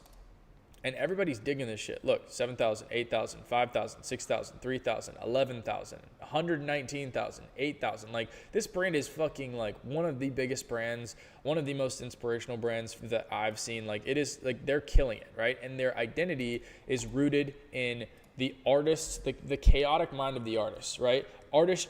Basically the desire of the artist to make shit that like isn't fully understood. Like if you popped out wearing a sweater like this, you know, to church or something, it would be something that people like look at for a hard second before they look away. And that's their whole thing. That's their entire thing. And they've stayed consistent with this for a long ass time. They have been doing this shit, been doing like things that are like this doesn't even look like it promotes clothes, but it's not supposed to promote clothes. It's supposed to promote their identity as a brand. All right. Next brand. Going to be No Faith Studios. No Faith Studios, they are very, very similar to the first brand. This is a brand that specifically scratches an itch for me. They really lean into vintage. They really lean into neutral colors. And they are basically really, really good at taking appreciated silhouettes. For example, this shoe, very similar to the Margiela Gat, and adding tasteful differences to make them more fashion forward. That is their thing. Right? They were the first to pretty much capitalize on like the whole popped collar trend. This is a big thing that you're going to see in 2026. Lots of structured cuffs, structured collars. They basically are just really, really good at like taking that shit forward, finding it first, and then taking the leap of faith that it will work. Like that's their whole thing. And they've stayed consistent with that for a long ass time. You'll always see traces of vintage. You'll always see a fashion forward attempt. You'll always see like reference to like, you'll always see reference to patina. You'll always see reference to aging, to natural aging. I mean, every single thing. You'll see distressing. You'll see fades. You'll see texture. Very similar to K2 Studios. Texture is a big thing for them. Again, you're looking at all kinds of vintage elements and references, but they lean hard as fuck into that. My brand, kind of the same thing, but we don't lean nearly as hard into like the fraying, the distressing, the aging, the washes, like all this fucking like aged elements that you're seeing. And again, like that you can see like throughout the course of the brand's existence, it's always been that way. Always been aged elements, always been vintage references. Like that's just been their thing for a long ass time. All right. So that is kind of where you can see their identity set. Next one we're going to look at is Not Yet Home. This is probably my favorite Christian clothing brand. And I know a lot of people, I've talked to a bazillion people that like want to make a Christian clothing brand. It's very, very difficult because you have to be also a creative person. You can't just throw Jesus on a fucking shirt and make it work. All right. And as you guys scroll, like just looking at this whole page, it looks like a Pinterest board. Right? It looks so fucking cohesive. And in addition to this, like you can tell an artist is behind this brand as far as the creative direction. They do a lot of things right. Like I have a fucking Christmas list of things that they do right. They do micro-characterization really well, which is basically the repetition of faces from creative to creative. Same dude over and over and over. Find this guy a million times. Everybody knows this guy. He's a character in the world of Not Yet Home. They're very consistent with their color palette. Everything here, you're seeing warm tones. You're seeing reds. You're seeing browns. You're seeing navy blues. You're seeing like very, very safe neutrals. It's almost like they move seasonally as well. You can tell they move, but regardless, every time they do a collection, they do a rollout, their color palettes are congruent. Their color palettes are consistent. Everything has texture to it. There's a consistent texture. I don't know if you guys can see this, but there's an overlay over like 90% of the things that they post. And you can kind of see the overlay if you look hard enough. It looks like scan print lines a little bit. But yeah, they're very consistent with their identity. They're very consistent with their messaging. Their messaging is always the same thing. And with a Christian brand, it's easy to do that. You can take some different angles and get creative with it. But regardless, like their messaging is very, very consistent. Their colors and everything is very consistent. Their artistic display is very consistent. Artistic display of a clothing brand is called editorial. So when you guys hear that word editorial, it's basically like how you're creatively displaying visually the brand, whether it's a photo shoot or a fucking like a product shot or fucking just images or whatever it is, right? This is editorial, right? Because it's creatively displaying the brand. So yeah, their art direction fucking like so good, like really, really good, really, really consistent, really fuck with these guys. But the key here is, the key thing to notice is they're not trying to be each other, right? And you can see it in their content. You can see it in their identity. Every one of these brands, this looks completely different from this, all right? Two completely different things. And this looks completely different from this. Wait, let me go back up to the top. Because as these brands, over time, these brands get better and better and better at doing this. So as you scroll to the top, you'll see more cohesivity and how they're presenting things, right? Different, completely different. Another brand, completely different. This brand's really, really good at maintaining visual aesthetic and visual representation. But this brand also is. Like they're just all phenomenal examples, right? This is two completely different brands. They're both successful. I'm pretty sure they're both based in LA. I'm actually not sure where they're based at. I think they're based in LA though. But regardless, like they're both kind of like, they're just sticking to different lanes. You can tell the souls of what the person creating this is just completely different. The taste is different. The art direction is different. The clothing is different. Everything is different, right? But the what makes it so distinct, what makes it so fucking distinct is that the identity of these brands, the root of where these brands are creating from, is completely different. This person is not copying any brand. What they are doing is they are combining a bunch of reference points, which we're going to get into tomorrow, with their authentic, like, internal preferences, what they like, what they enjoy, what they fucking resonate with personally, right? They're combining those two things and just letting their heart create, right? But reference points are nothing without what comes from within. Reference points are nothing without the nuance of your authenticity and your desire to create authentically, right? And that's why you see such a strong fucking consistent vein in all of these brands, because they are all brands of their own. And you guys can say, oh, well, this brand is just like this, and they just copied so-and-so, and me. You guys can say that all you want, but regardless, that brand would not have a community if they were a carbon copy of another brand. They just wouldn't, all right? They would not have a community if they were a carbon copy. And what I'm saying is that every brand has the nuance of, number one, multiple reference points, which is basically just things that inspire you, that you use to kind of like bring elements into your creative output. They have tons of reference points from music, movies, brands, people, culture, countries, fucking tons of different things. And they're combining that with who they are as a person. I posted this on my story the other day and not many people caught on. I need you to get this. I need you to get this, because if you can get this, you will be ahead of 99% of people. People with money, people with experience doing brand shit. If you can understand this, you can create like 1% of the creative population creates. You can be ahead of everybody. And if you can understand this, you can bring your brand to a level that many brands still are not at. They're kind of just getting by. Maybe they're making more sales than you. Maybe they have more followers than you. Maybe they have more money than you. But if you get this, you'll outlast them. I'll outlast 90% of clothing brands that have more money, more resources, more opportunity, a bigger TAM, which is like a total addressable market. We'll talk more about that later. just because I have a rock solid identity. I have an identity that I cannot be shaken from. It doesn't matter who fucking tempts me over here, what product tempts me over here, what marketing strategy tempts me over here. I am rock solid in my brand's identity, and because of that, I will always speak to those people who resonate with me better than everybody else does. And if I can pair that with a good product, if I can pair that with good marketing, I will win every fucking time forever. Period. All right? So let's keep moving forward. Brands, they're built on real vision, real story, real passion, real individuality. That's what gets people to care. All right. Everything I just went over, that is why people give a fuck. People do not give a fuck about a jacket that you made that like has a cool fucking spiky graphic on the front. They don't give a fuck about another Spider hoodie. They don't want another Supreme, like they don't want another Bape. They don't want another Spider. They want something that fits them more. All right. Bape does not fit me. Could you guys see me wearing Bape? Right? No.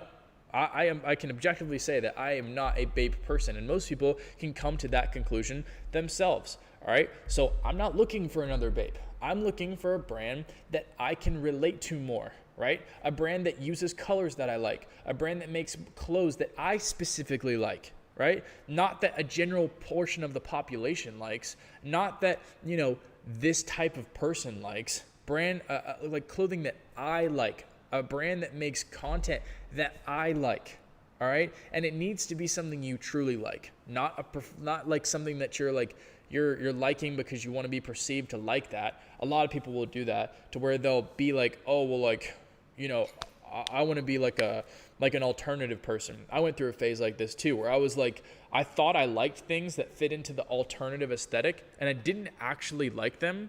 I just thought that I was supposed to like them because I wanted to be presented as this type of person, right? But that's low-key a whole fucking can of worms that we don't have time to get into. That's a rabbit hole. I'll save that for something else. But basically, like, that's what I mean. I kind of low-key got sidetracked there, but let's keep moving forward, all right? Your real problem in 2026 is not learning how to find manufacturers. Like I said, it's not finding the right niche. It's not mastering marketing tactics. It's not getting better at graphic design. Yes, those are real problems, all right? And to prove it, in October of 2023, I got scammed out of like $30,000 worth of clothing. This was like a life-changing event for me. This was all my money. And basically what happened is, before we get into what happened next, basically what happened is I didn't know about cut and sew manufacturing. It was the first time I was manufacturing cut and sew. I worked with a manufacturer that really, really screwed me over. I did a pre-order of sweatpants. A bunch of people bought the sweatpants because it went viral on TikTok. I sold probably like 1,000 pairs, and then my manufacturer finally sent them in after making them for a month, and then all of them fit too small because they shrunk the fabric, and so everything fit 2 sizes down from what initially was. So I was out of all so I couldn't send that to the customers because then they received the pants and they'd be like looking like high waters, and nobody's gonna fucking wear them. They're gonna be like, oh my gosh, you scammed me, like, you motherfucker, and I'm not gonna do that. So I had to just take the hit, order all the sweatpants again from a different manufacturer, just take a $30,000 hit to the dome. And yeah, it was fucking terrible. And after that, our fulfillment got hit. Our partners didn't come through. We had issues this year with that. We're basically like supplier partners. There's a bunch of moving parts and a bunch of people that I work with just at scale. These are not problems you guys are gonna have to deal with right now. But at scale, like, if partners don't come through, things go south, like, you get affected. All right, your brand gets affected. It's out of your control. It is like, it's something that's annoying, but it's not something that you really have to deal with right now. Most people, until you're working at some real scale, won't really deal with that stuff. But I did, right? So even though, yes, those things, manufacturing, all that shit is a real problem, and you need strong manufacturers, designers, marketing tactics, you need structure, you need campaigns, you need to understand social media marketing, you need to understand kind of like the techniques and everything. And again, this is something we're gonna get into, right? The real problem, and the problem that I want to address right now, is that in 2026, brand owners will primarily struggle with not knowing who they're building their brand for. They will struggle with not having clarity on your story. They'll struggle with not understanding what makes you different in a way that's genuinely you. And they'll struggle with forcing themselves to build something that isn't aligned who they actually are. And I know this because these are things that I dealt with. These are struggles that I completely dealt with. In the beginning, I thought I was making clothing for like super privileged white American males, because I was like, oh, well, that's the people who are going to buy my clothing and relate to me the most and have money to spend. All right. That is not who I sell to now. I do not sell to privileged people. I do not sell just to white people. Like, I sell like to a completely different ICP, which is an ideal customer profile. More stuff we'll get into tomorrow and the day after, right? I didn't have clarity on my story. I knew my story impacted my decisions. I knew that I wanted to do things and I liked certain things more than others, but I didn't know how it was going to impact my decisions in building my brand, all right? Number 3, not understanding what makes you different in a way that's genuinely you. I didn't understand what made me unique. I just thought I was a dude that wanted to build a clothing brand. And most of you guys think that you're a dude that wanted to build a clothing brand, right? And that's it. And you just see yourself on a surface level like that. But you need to see yourself a little bit deeper, just like I needed to see myself a little bit deeper, all right? So with market expansion, you need to stand out. If you're a copy and paste brand, you will die, just like we watched people and brand owners. We didn't watch people die, but we watched brands basically die in the month of January. Like the clothing brand graveyard is like more crowded than it's ever fucking been, like ever.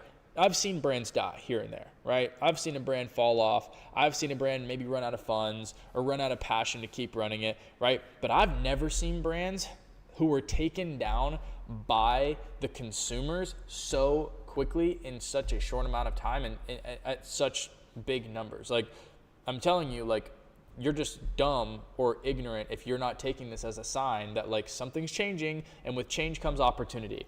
In the same way, every time there's a new social media app, people blow up on social media and lives are changed, right? Because it's a new opportunity. In the same way, whenever there's a new money glitch, people blow up, like crypto or something, people blow up on a certain crypto coin, their life's changed. They now have millions of dollars, right? Every single time there's a shift in the industry, there's change that happens that comes with opportunity. And if you're smart, if you're smart enough to observe it, learn it, not think that you know better than everybody else, that you're smarter than everybody else, and I know what I'm doing. You know what I mean? If you're open to learning and you're open to observing, right, and you're open to being a student of the game, like myself, then you will take advantage of it. You'll learn a ton, and you will have the upper hand. You'll have the upper hand, and you'll have the opportunity, and you'll actually make some dope shit happen. So, yeah, what's the beauty of this? It allows for real creativity. That's the whole thing. This whole thing allows for real creativity. I do not do this for the money. I do this because I love being creative, and you guys see that through my content. I make things overdone. I overproduce my videos, right? I could have made a video where I just said, oh, like, hey, I went to China and I learned a bunch of stuff. You guys should join my workshop, right? But instead, I filmed a fucking movie just because I like being creative. That's what I enjoy. That's what I get out of this. I get way more happiness out of going and making a video and working hard to make a video, just like I do with my brand. I do all these big, crazy fucking productions with my brand, and I spend fucking butt tons of money, and I do way too much when I could just show the clothes, right? I could just run ads, right? I could make it way easier on myself, but I just love getting creative with shit, which is probably what, like, you guys probably see that in my content. A lot of you guys probably resonate with that. A lot of you guys probably share that same headspace, all right? And if you do share the same headspace, you're in the right fucking place, okay?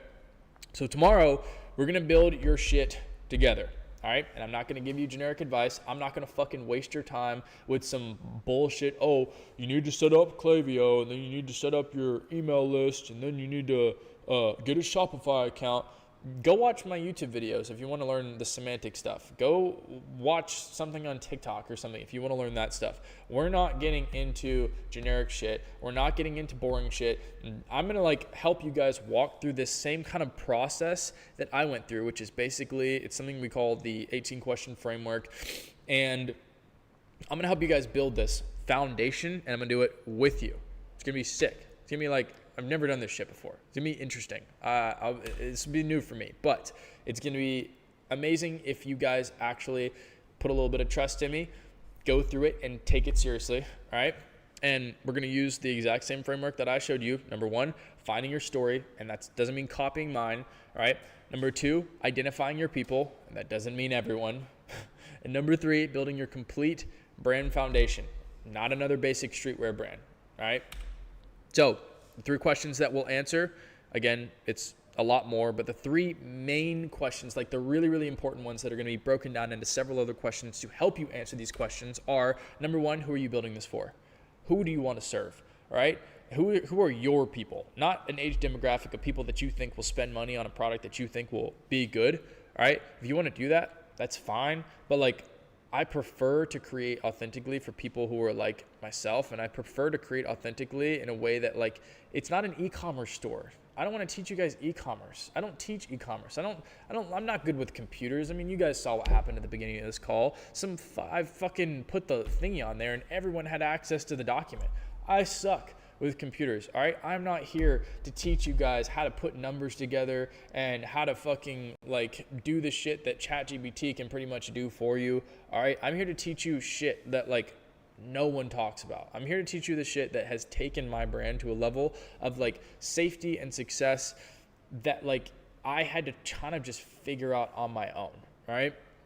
So this is not on YouTube. Like this isn't on like other like fucking channels and shit. So anyways, second question is going to be, what's your story and why does it matter? All right. The authentic DNA, not manufactured marketing, not fake shit, not inauthenticity. All right. And there's going to be several questions that break that down so that you can further understand that. Third question is going to be, how do you stand out in a way that's genuinely you? Right? Not copying trends, not copying other brands.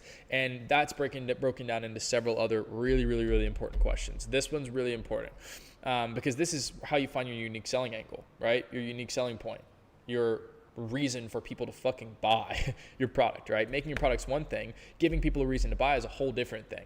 All right. So we're going to go deep into that shit. And what you will walk away with is a complete brand identity, not surface level positioning, real positioning and differentiation, right? And differentiation that actually reflects who you are. A foundation built on meaning, not just money, right? Clarity and conviction. No more confusion. No more, oh, I could do this, or I could do this, or I could do these 5 things. Direction, clear direction. One direction, you go that direction until it's fucking successful, right? And, oh, shit. Yeah. And that's basically what I just said, the last point. So your assignment for tonight, right? I want you to really, really, really, really, really reflect on, number 1, your story. What's the pain, struggle, experiences? And it doesn't need to be pain or struggle, all right? Pain or struggle is just what I had a lot of in my childhood. If it's a lot of the opposite, if it's a lot of like things that went well, things that you remember fondly, right? I want you to think about what memories and experiences as a child, as a young adult, as a person growing into the person you are now, shaped your experiences and shaped who you truly are, right? Like it could be positive, it could be negative, it could be neutral, it could be something you can't identify as positive or negative, but just something that's very memorable. Shit that's like, damn, like I fucking like yeah, like I know, like that's like something that impacts my decisions every day, or that's something that like impacted my music taste, or something that impacted where I like to eat, right? Things that like mean shit to you, all right? That bring nostalgia, the things that like are truly like impactful to your daily life, your walk, your journey. Number 2, I want you to think and reflect on what actually matters to you beyond money. Right? Anytime we bring money into the situation, like shit just goes south. Every single brand that I've seen bring money, or like the desire for money, or like the exaltation of money bring into this, every single one of those brands fucking dies. Like every single brand that's only on money, and you guys have heard this for fucking years for YouTubers, it dies, all right? So if you're thinking about calling your clothing brand Money for Life or some dumb shit like that, just go ahead and log off. I'm kidding. Just come up with something better. All right. Number 3, third thing I want you to reflect on is, who do you want to help and why? Who do you want to serve? Right. And obviously we're going to serve ourselves by doing this, by doing something creative that's fulfilling, that's something we enjoy, that's also rewarding and pays our bills. Right. But who else are we going to serve? Right. Who else are we going to help? Who else can we provide something to? Whether it's a community, a resource, support, whatever it is, who else are we going to help? Right. Number 4, what virtues and values do you want to build around? Right? Think about your values. What virtues and values do you utilize in a daily life? What virtues and values do you recruit to make decisions? What virtues and values do you recruit to like pick things, whether you're picking people to hang out with, a dating partner, right? A movie to watch, a game to play, food to eat, right? If you're vegan and you care about like animals and stuff, that's going to impact your food decisions, right? Think about your virtues and values, right? And as much as you think these could be irrelevant to building a clothing brand, and you're like, oh, well, bro, what does all this deep shit have to do with building a clothing brand? If you're asking yourself that question, then like you just shouldn't be here. Like, you just got to trust me. You got to show up for day 2 tomorrow. You got to be real with yourself. You got to be honest with yourself. You got to be in a position to actually accept new ideas. You need to be open-minded, and you need to be committed to this shit. Nobody here is watching you, right? There's no, like, you shouldn't be, there's no way to be embarrassed or like, oh, like, what are the people going to think? No, you're all fucking watching from home. You know what I'm saying? Like, you have no reason to be ashamed for thinking deeply and really being honest with yourself. So please be honest with yourself. Please do it, because it's going to help you. And I promise you, like, my shit is hard. Like, you think it's easy for me to be honest with myself knowing my story now? Like, fuck no. I didn't crash the car, but I was driving in the car that my mom died in. You think it's easy for me to be honest with myself? No. Okay, so be honest with yourself. If you think it's hard and you think it's difficult, get over it, all right? So let's talk about this free resource. Are we on deck to distribute that? Sick, all right? So basically, most of you guys on here, there's still over 1,000 people on here. You guys, most of you guys will probably do nothing, you know? Most of you guys probably are listening to this and you're like, dope, yeah, like this was sick, you know what I mean? You're probably gonna go to bed, wake up tomorrow, and not think about it. But I personally think that if you stayed for 2 hours, that maybe you're not like that. Maybe some of the people that started on this call, because you guys have seen that number dwindle. You guys watched that number go from like 1,400 people down to 1,000 people, right? And if you're still on this call after 2 hours, and I think you're different, I think that the next 24 hours for you will determine whether you're actually building something or just consuming shit, being in the comments and living in the likes and the viewers for everybody else's shit, just like everybody else. I don't want that for myself personally. I don't want that for my team. I don't want that for the people in my community. I don't want that for anybody. I don't want that for you guys, for all 1,059 people who are in this chat. I do not want that for any of you guys, all right? So tomorrow at this same time, at 2 p.m., just like you logged on today, tomorrow at the same time, we're going to build this together, all right? I want you to come prepared to go deep. Just like I said earlier, I want you to come prepared to be honest with yourself. I want you to come prepared to set aside all of the like the ideas of what you had before and what this guru said and what this fucking like YouTuber said and what this brand owner said. All right, it doesn't mean you don't need to listen to those people, but it also doesn't hurt to learn something new. And you don't need to listen to what I say. You can go through this whole workshop and not implement a single thing and not do a single thing. Call me a retard in my comments and unfollow me, all right? You can do that if you want. But I would at least like you to be open-minded enough to like listen and to like really like think about it and take it seriously, okay? Because I'm telling you, I would not have gone through all of this to like tell you all this shit if it didn't change my life. You guys have visibly watched it change my life on my Instagram, my YouTube, my TikTok. You guys, a lot of you guys are OGs, and I know that. And a lot of you guys used to watch the content that I made. A lot of you guys watched me be an asshole and like prank people in public, all right? Because I thought that the best thing in life was to make people laugh because that was the only purpose I had. I know that I could make people laugh, so I was like, oh, well, like, I guess I'll just make people laugh, right? I had no direction. I had no passion. I didn't care. I would go months without posting on social media because I just didn't give a fuck, all right? I would just watch TikToks and watch movies and watch shows and go snowboarding and, like, go talk to girls, and, like, that's what I cared about. That was what my life consisted of, all right? And since then, obviously, everything's changed. I have a family in my team.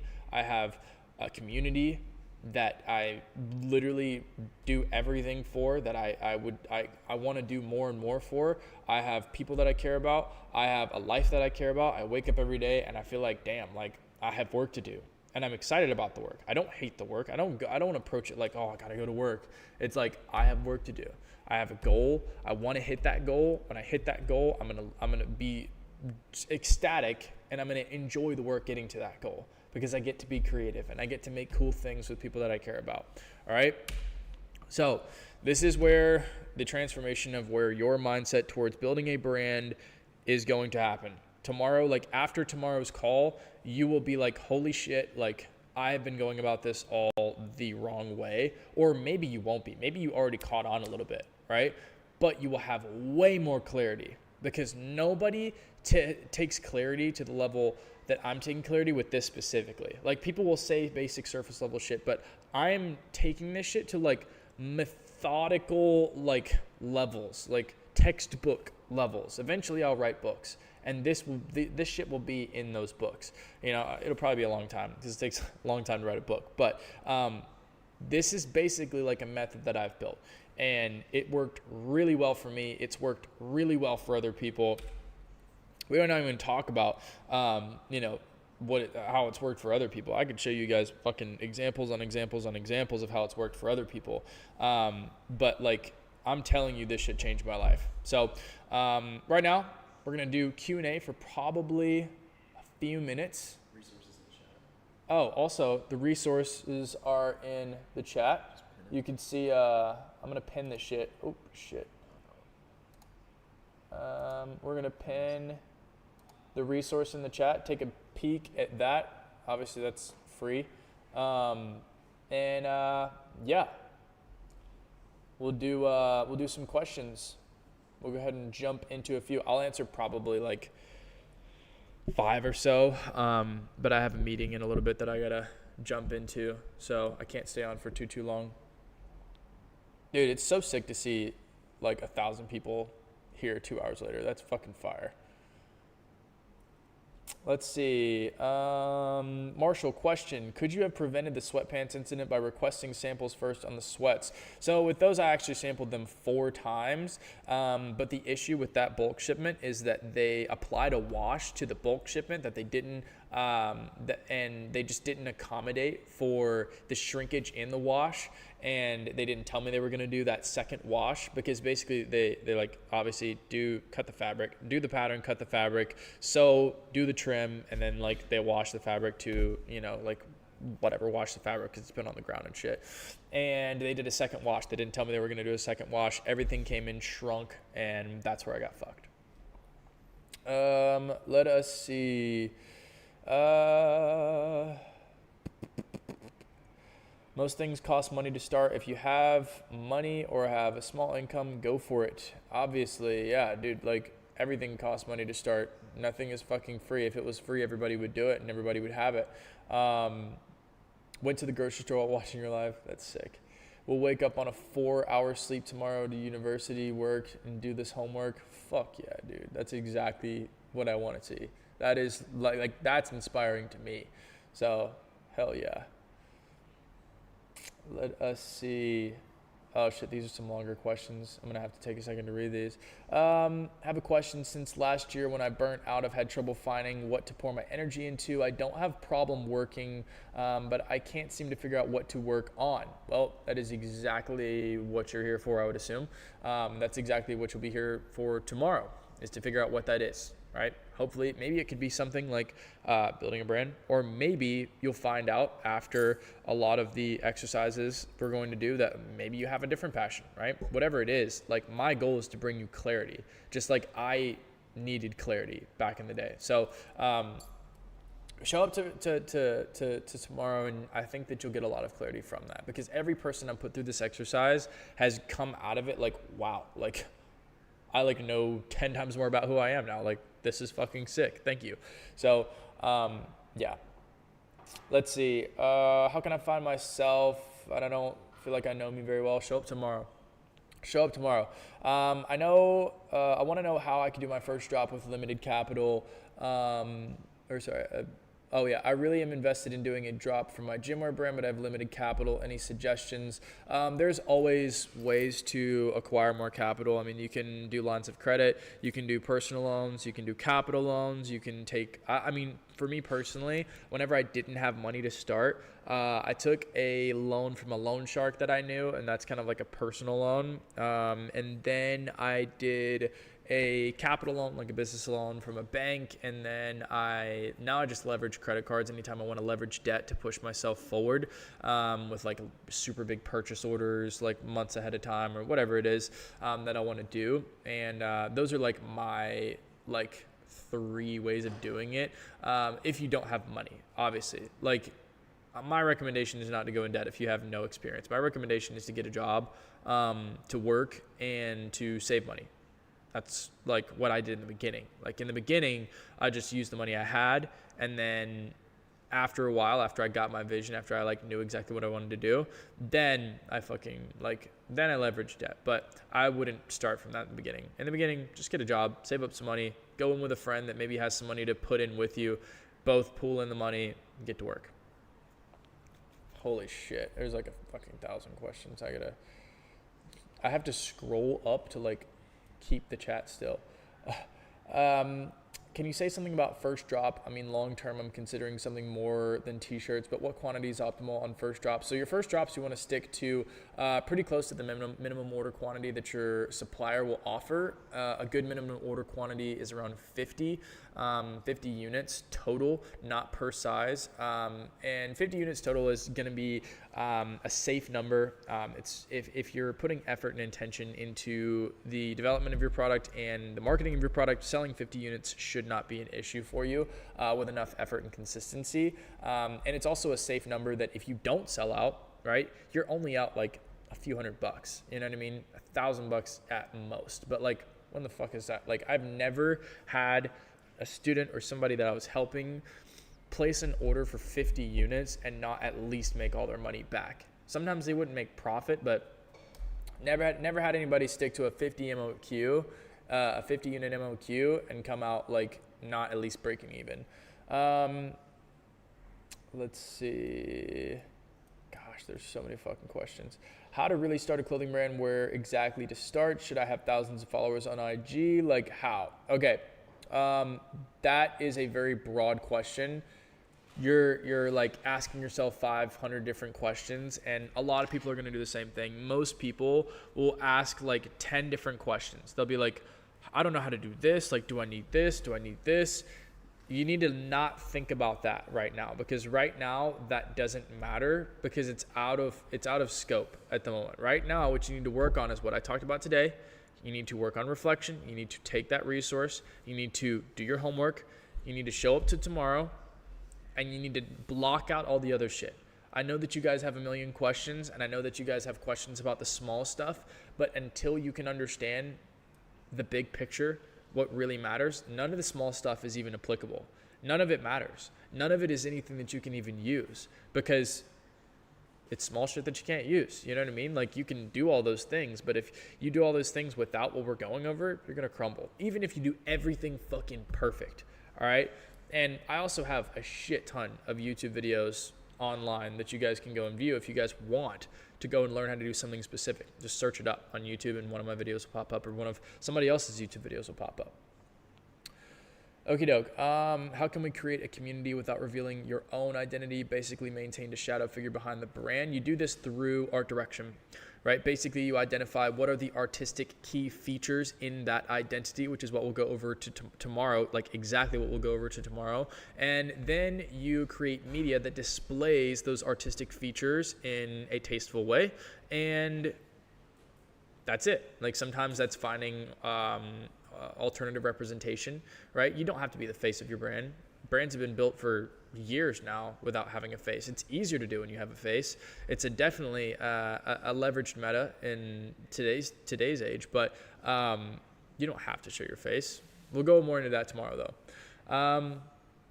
Let's see. How do you find a name? That's on our slides for tomorrow as well. It's a pretty decent part. Like, it's a good like 10-minute section. So we'll go really deep into that, but I don't have 10 minutes to answer a question right now. I want to answer more. Marsh, looking for entry-level content for my brand. How do I find content that will go viral? Basically, you are going to pull references from smaller brands that are making sales. This is done just by engaging with content that is similar to the clothing brand that you want to make on Instagram, and engaging with it so much that you get the more niched videos, right? The videos that not mainstream and everybody's seeing, but the more niched videos, those videos are going to be the videos that are not from the super big brands. And then you're just going to go and pull reference from the content types that they are posting, and then copy those references with your own material, your own clothing, your own product, your own whatever creative touch to put on it. So how do I find like-minded people? I have no one in my network that does this shit. Dude, I could answer that in a million different ways. But finding like-minded people starts with operating like the person that you want to be. And that is a hard pill to swallow. It was a hard pill for me to swallow. But it starts with becoming the person that you want to be. And then naturally, as you work to become that person, you will attract those people. And there's definitely ways to insert yourself into communities that you would prefer to be, inserted in. Obviously, there's tons on social media. There's clubs. There's all kinds of stuff like that. There's like groups. There's paid communities. There's free communities. There's Discords. There's online like servers. I mean, there's a million different ways. But in my opinion, it starts with becoming the person that you want to be associated with, right? Like finding the person in your life that you're like, wow, like I think this person is fucking like a killer. I want to be like that person. This is what I like about them. This is what I like about them. This is what I like about them. Pinpoint what you do like about them, and basically change your lifestyle to adopt those traits. Change your lifestyle to acquire those traits. If you like that somebody looks healthy, go to the gym and eat more, right? Change your lifestyle in that manner. If you like that someone is well-spoken, read more books, watch more movies, communicate with people more. If you like that someone is artistically gifted, figure out what they're doing to get better at their art and do that for your own shit, right? If you like that how someone is building their clothing brand, figure out how they're building it and do your own shit. And if you don't like that, and then you will like find those like-minded people by engaging in being that person. If you are that person, those people will find you. Alrighty, we'll do two more questions. There's a fuck ton on here, so also, fuck that dude, whoever that was like trying to screw with my slides early in the call. Do not fuck with that. That's crazy. I swear there's so many people who like follow me and like they're it's like they're following me to see me fail or some shit. Like they want to see me fail. It's like, it's so like interesting. Let's see. Will you talk about specifically what you learned in China, specifically garments? So what I'm going to talk about is more so the observations that I made while being dedicated to research in China, right? And I will get into some stuff about garments specifically in day 3. But day 2 is a little bit less engineered around garments specifically, because a lot of the semantic stuff is the stuff that's like the easiest to learn from a Google search or from a ChatGPT search. And my job is not to basically teach you like what ChatGPT can, right? Like my job isn't to deliver information that you being like, hey, insert picture, what fabric is this made of, and what is the traditional process of a textile supplier to create this? Like that's not my job, is to teach you that stuff, right? There are resources like that. I have videos like that, but and we'll get into some of that on day 3. But my priority is teaching you the stuff that ChatGPT can't. That's far more impactful than knowing like a specific thing about garments, or like knowing a few extra manufacturing terms from some stuff that a production manager in China uses. Okay.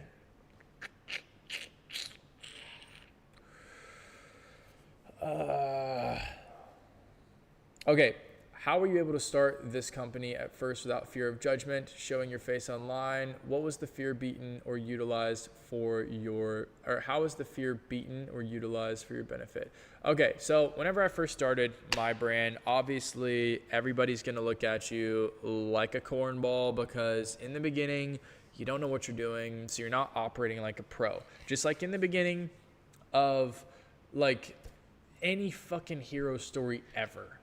In the beginning of any hero story ever, the hero always sucks in the beginning.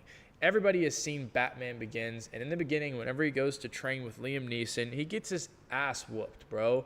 He gets his ass whooped. He fucking falls through the ice in the lake. He gets bitched, all right? He gets beaten because he sucks. He's not good in the beginning, all right? And everybody probably saw that, and they were like, this chump fucking fell through the ice trying to sword fight. Typical beginner, typical noob, all right?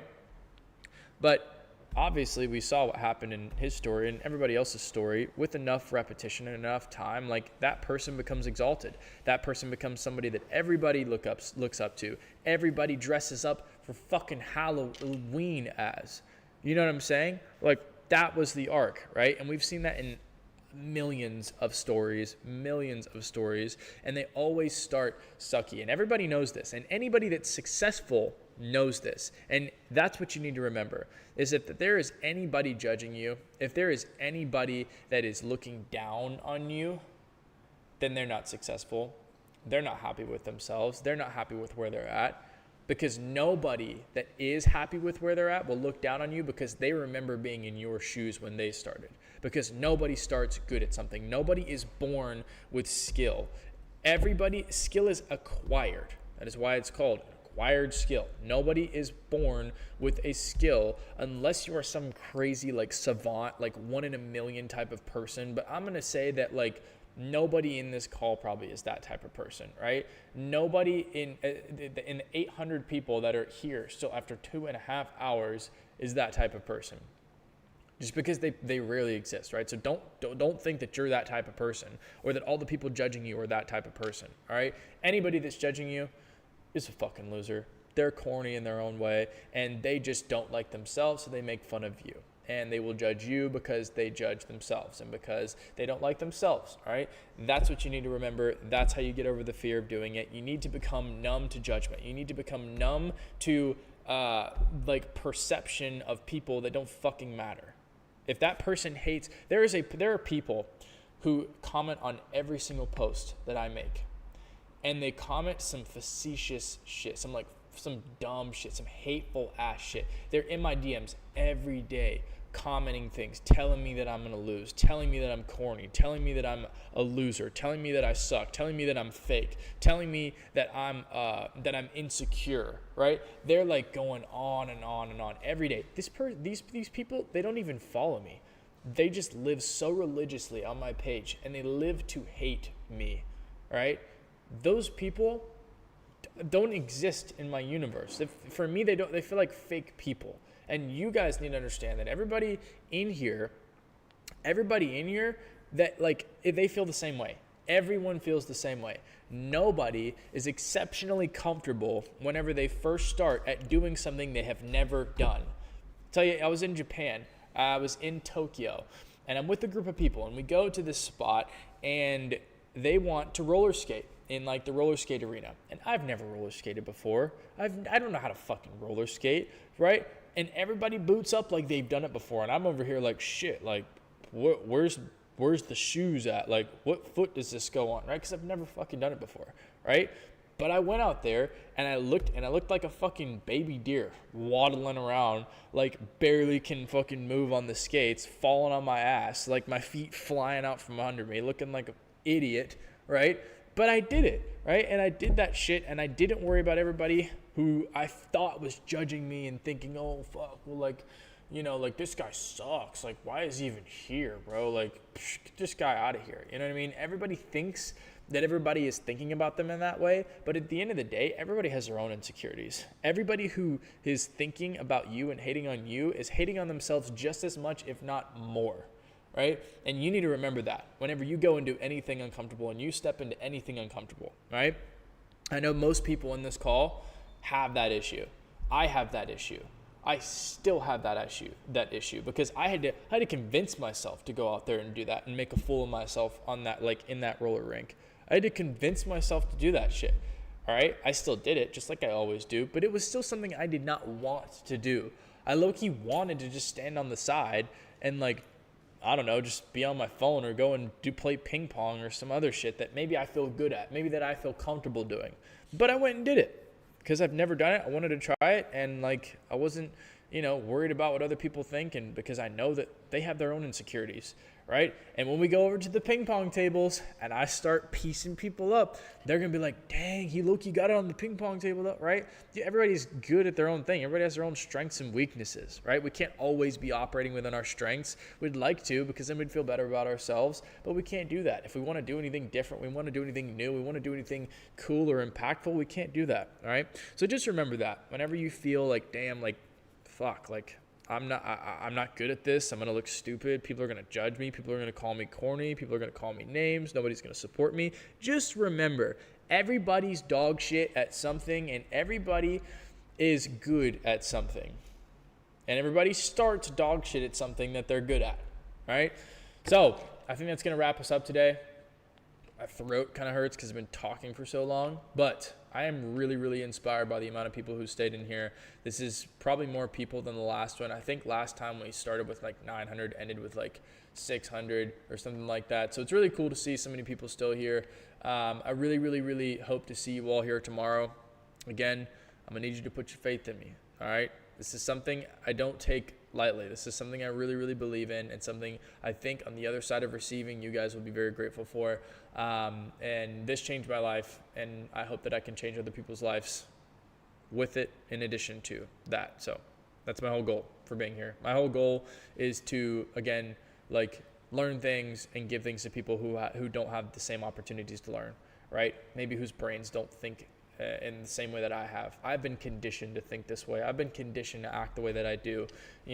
I glean information, and I'm searching information and searching for leverage and searching for a way to excel and get better. And I do that because I'm conditioned to do that. And not everybody's conditioned to do that like I've been.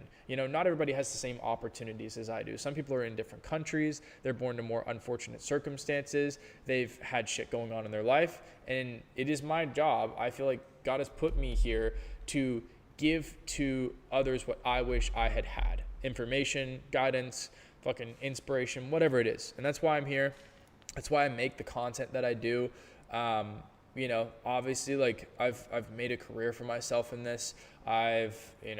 People can say visually that, like, oh, he has all the materialistic representation of success, and maybe in a materialistic sense I've been successful, but like, I really don't give a fuck about that stuff. What I really do all of this for is because I want to wake up every day and feel like I'm doing something for other people. I feel like I matter, like I made a difference, and this is all an opportunity for me to do that. So I'm grateful to you guys for giving me that opportunity, for listening to me, for consuming my content, for supporting my content, and I'm really looking forward to investing back in you guys some tomorrow. So with that, I shall end the stream and see you tomorrow at 2 p.m. Pacific Standard Time. Do your homework tonight, reflect, and come here tomorrow ready to get personal, ready to get deep. Clear your space. If you can, be at home, be by yourself. Don't be in a place where there's other people in the room listening to you if you can. Do your best. Put your headphones in if you need to. Get personal. Get honest with yourself. And we're going to build some dope shit tomorrow. All right?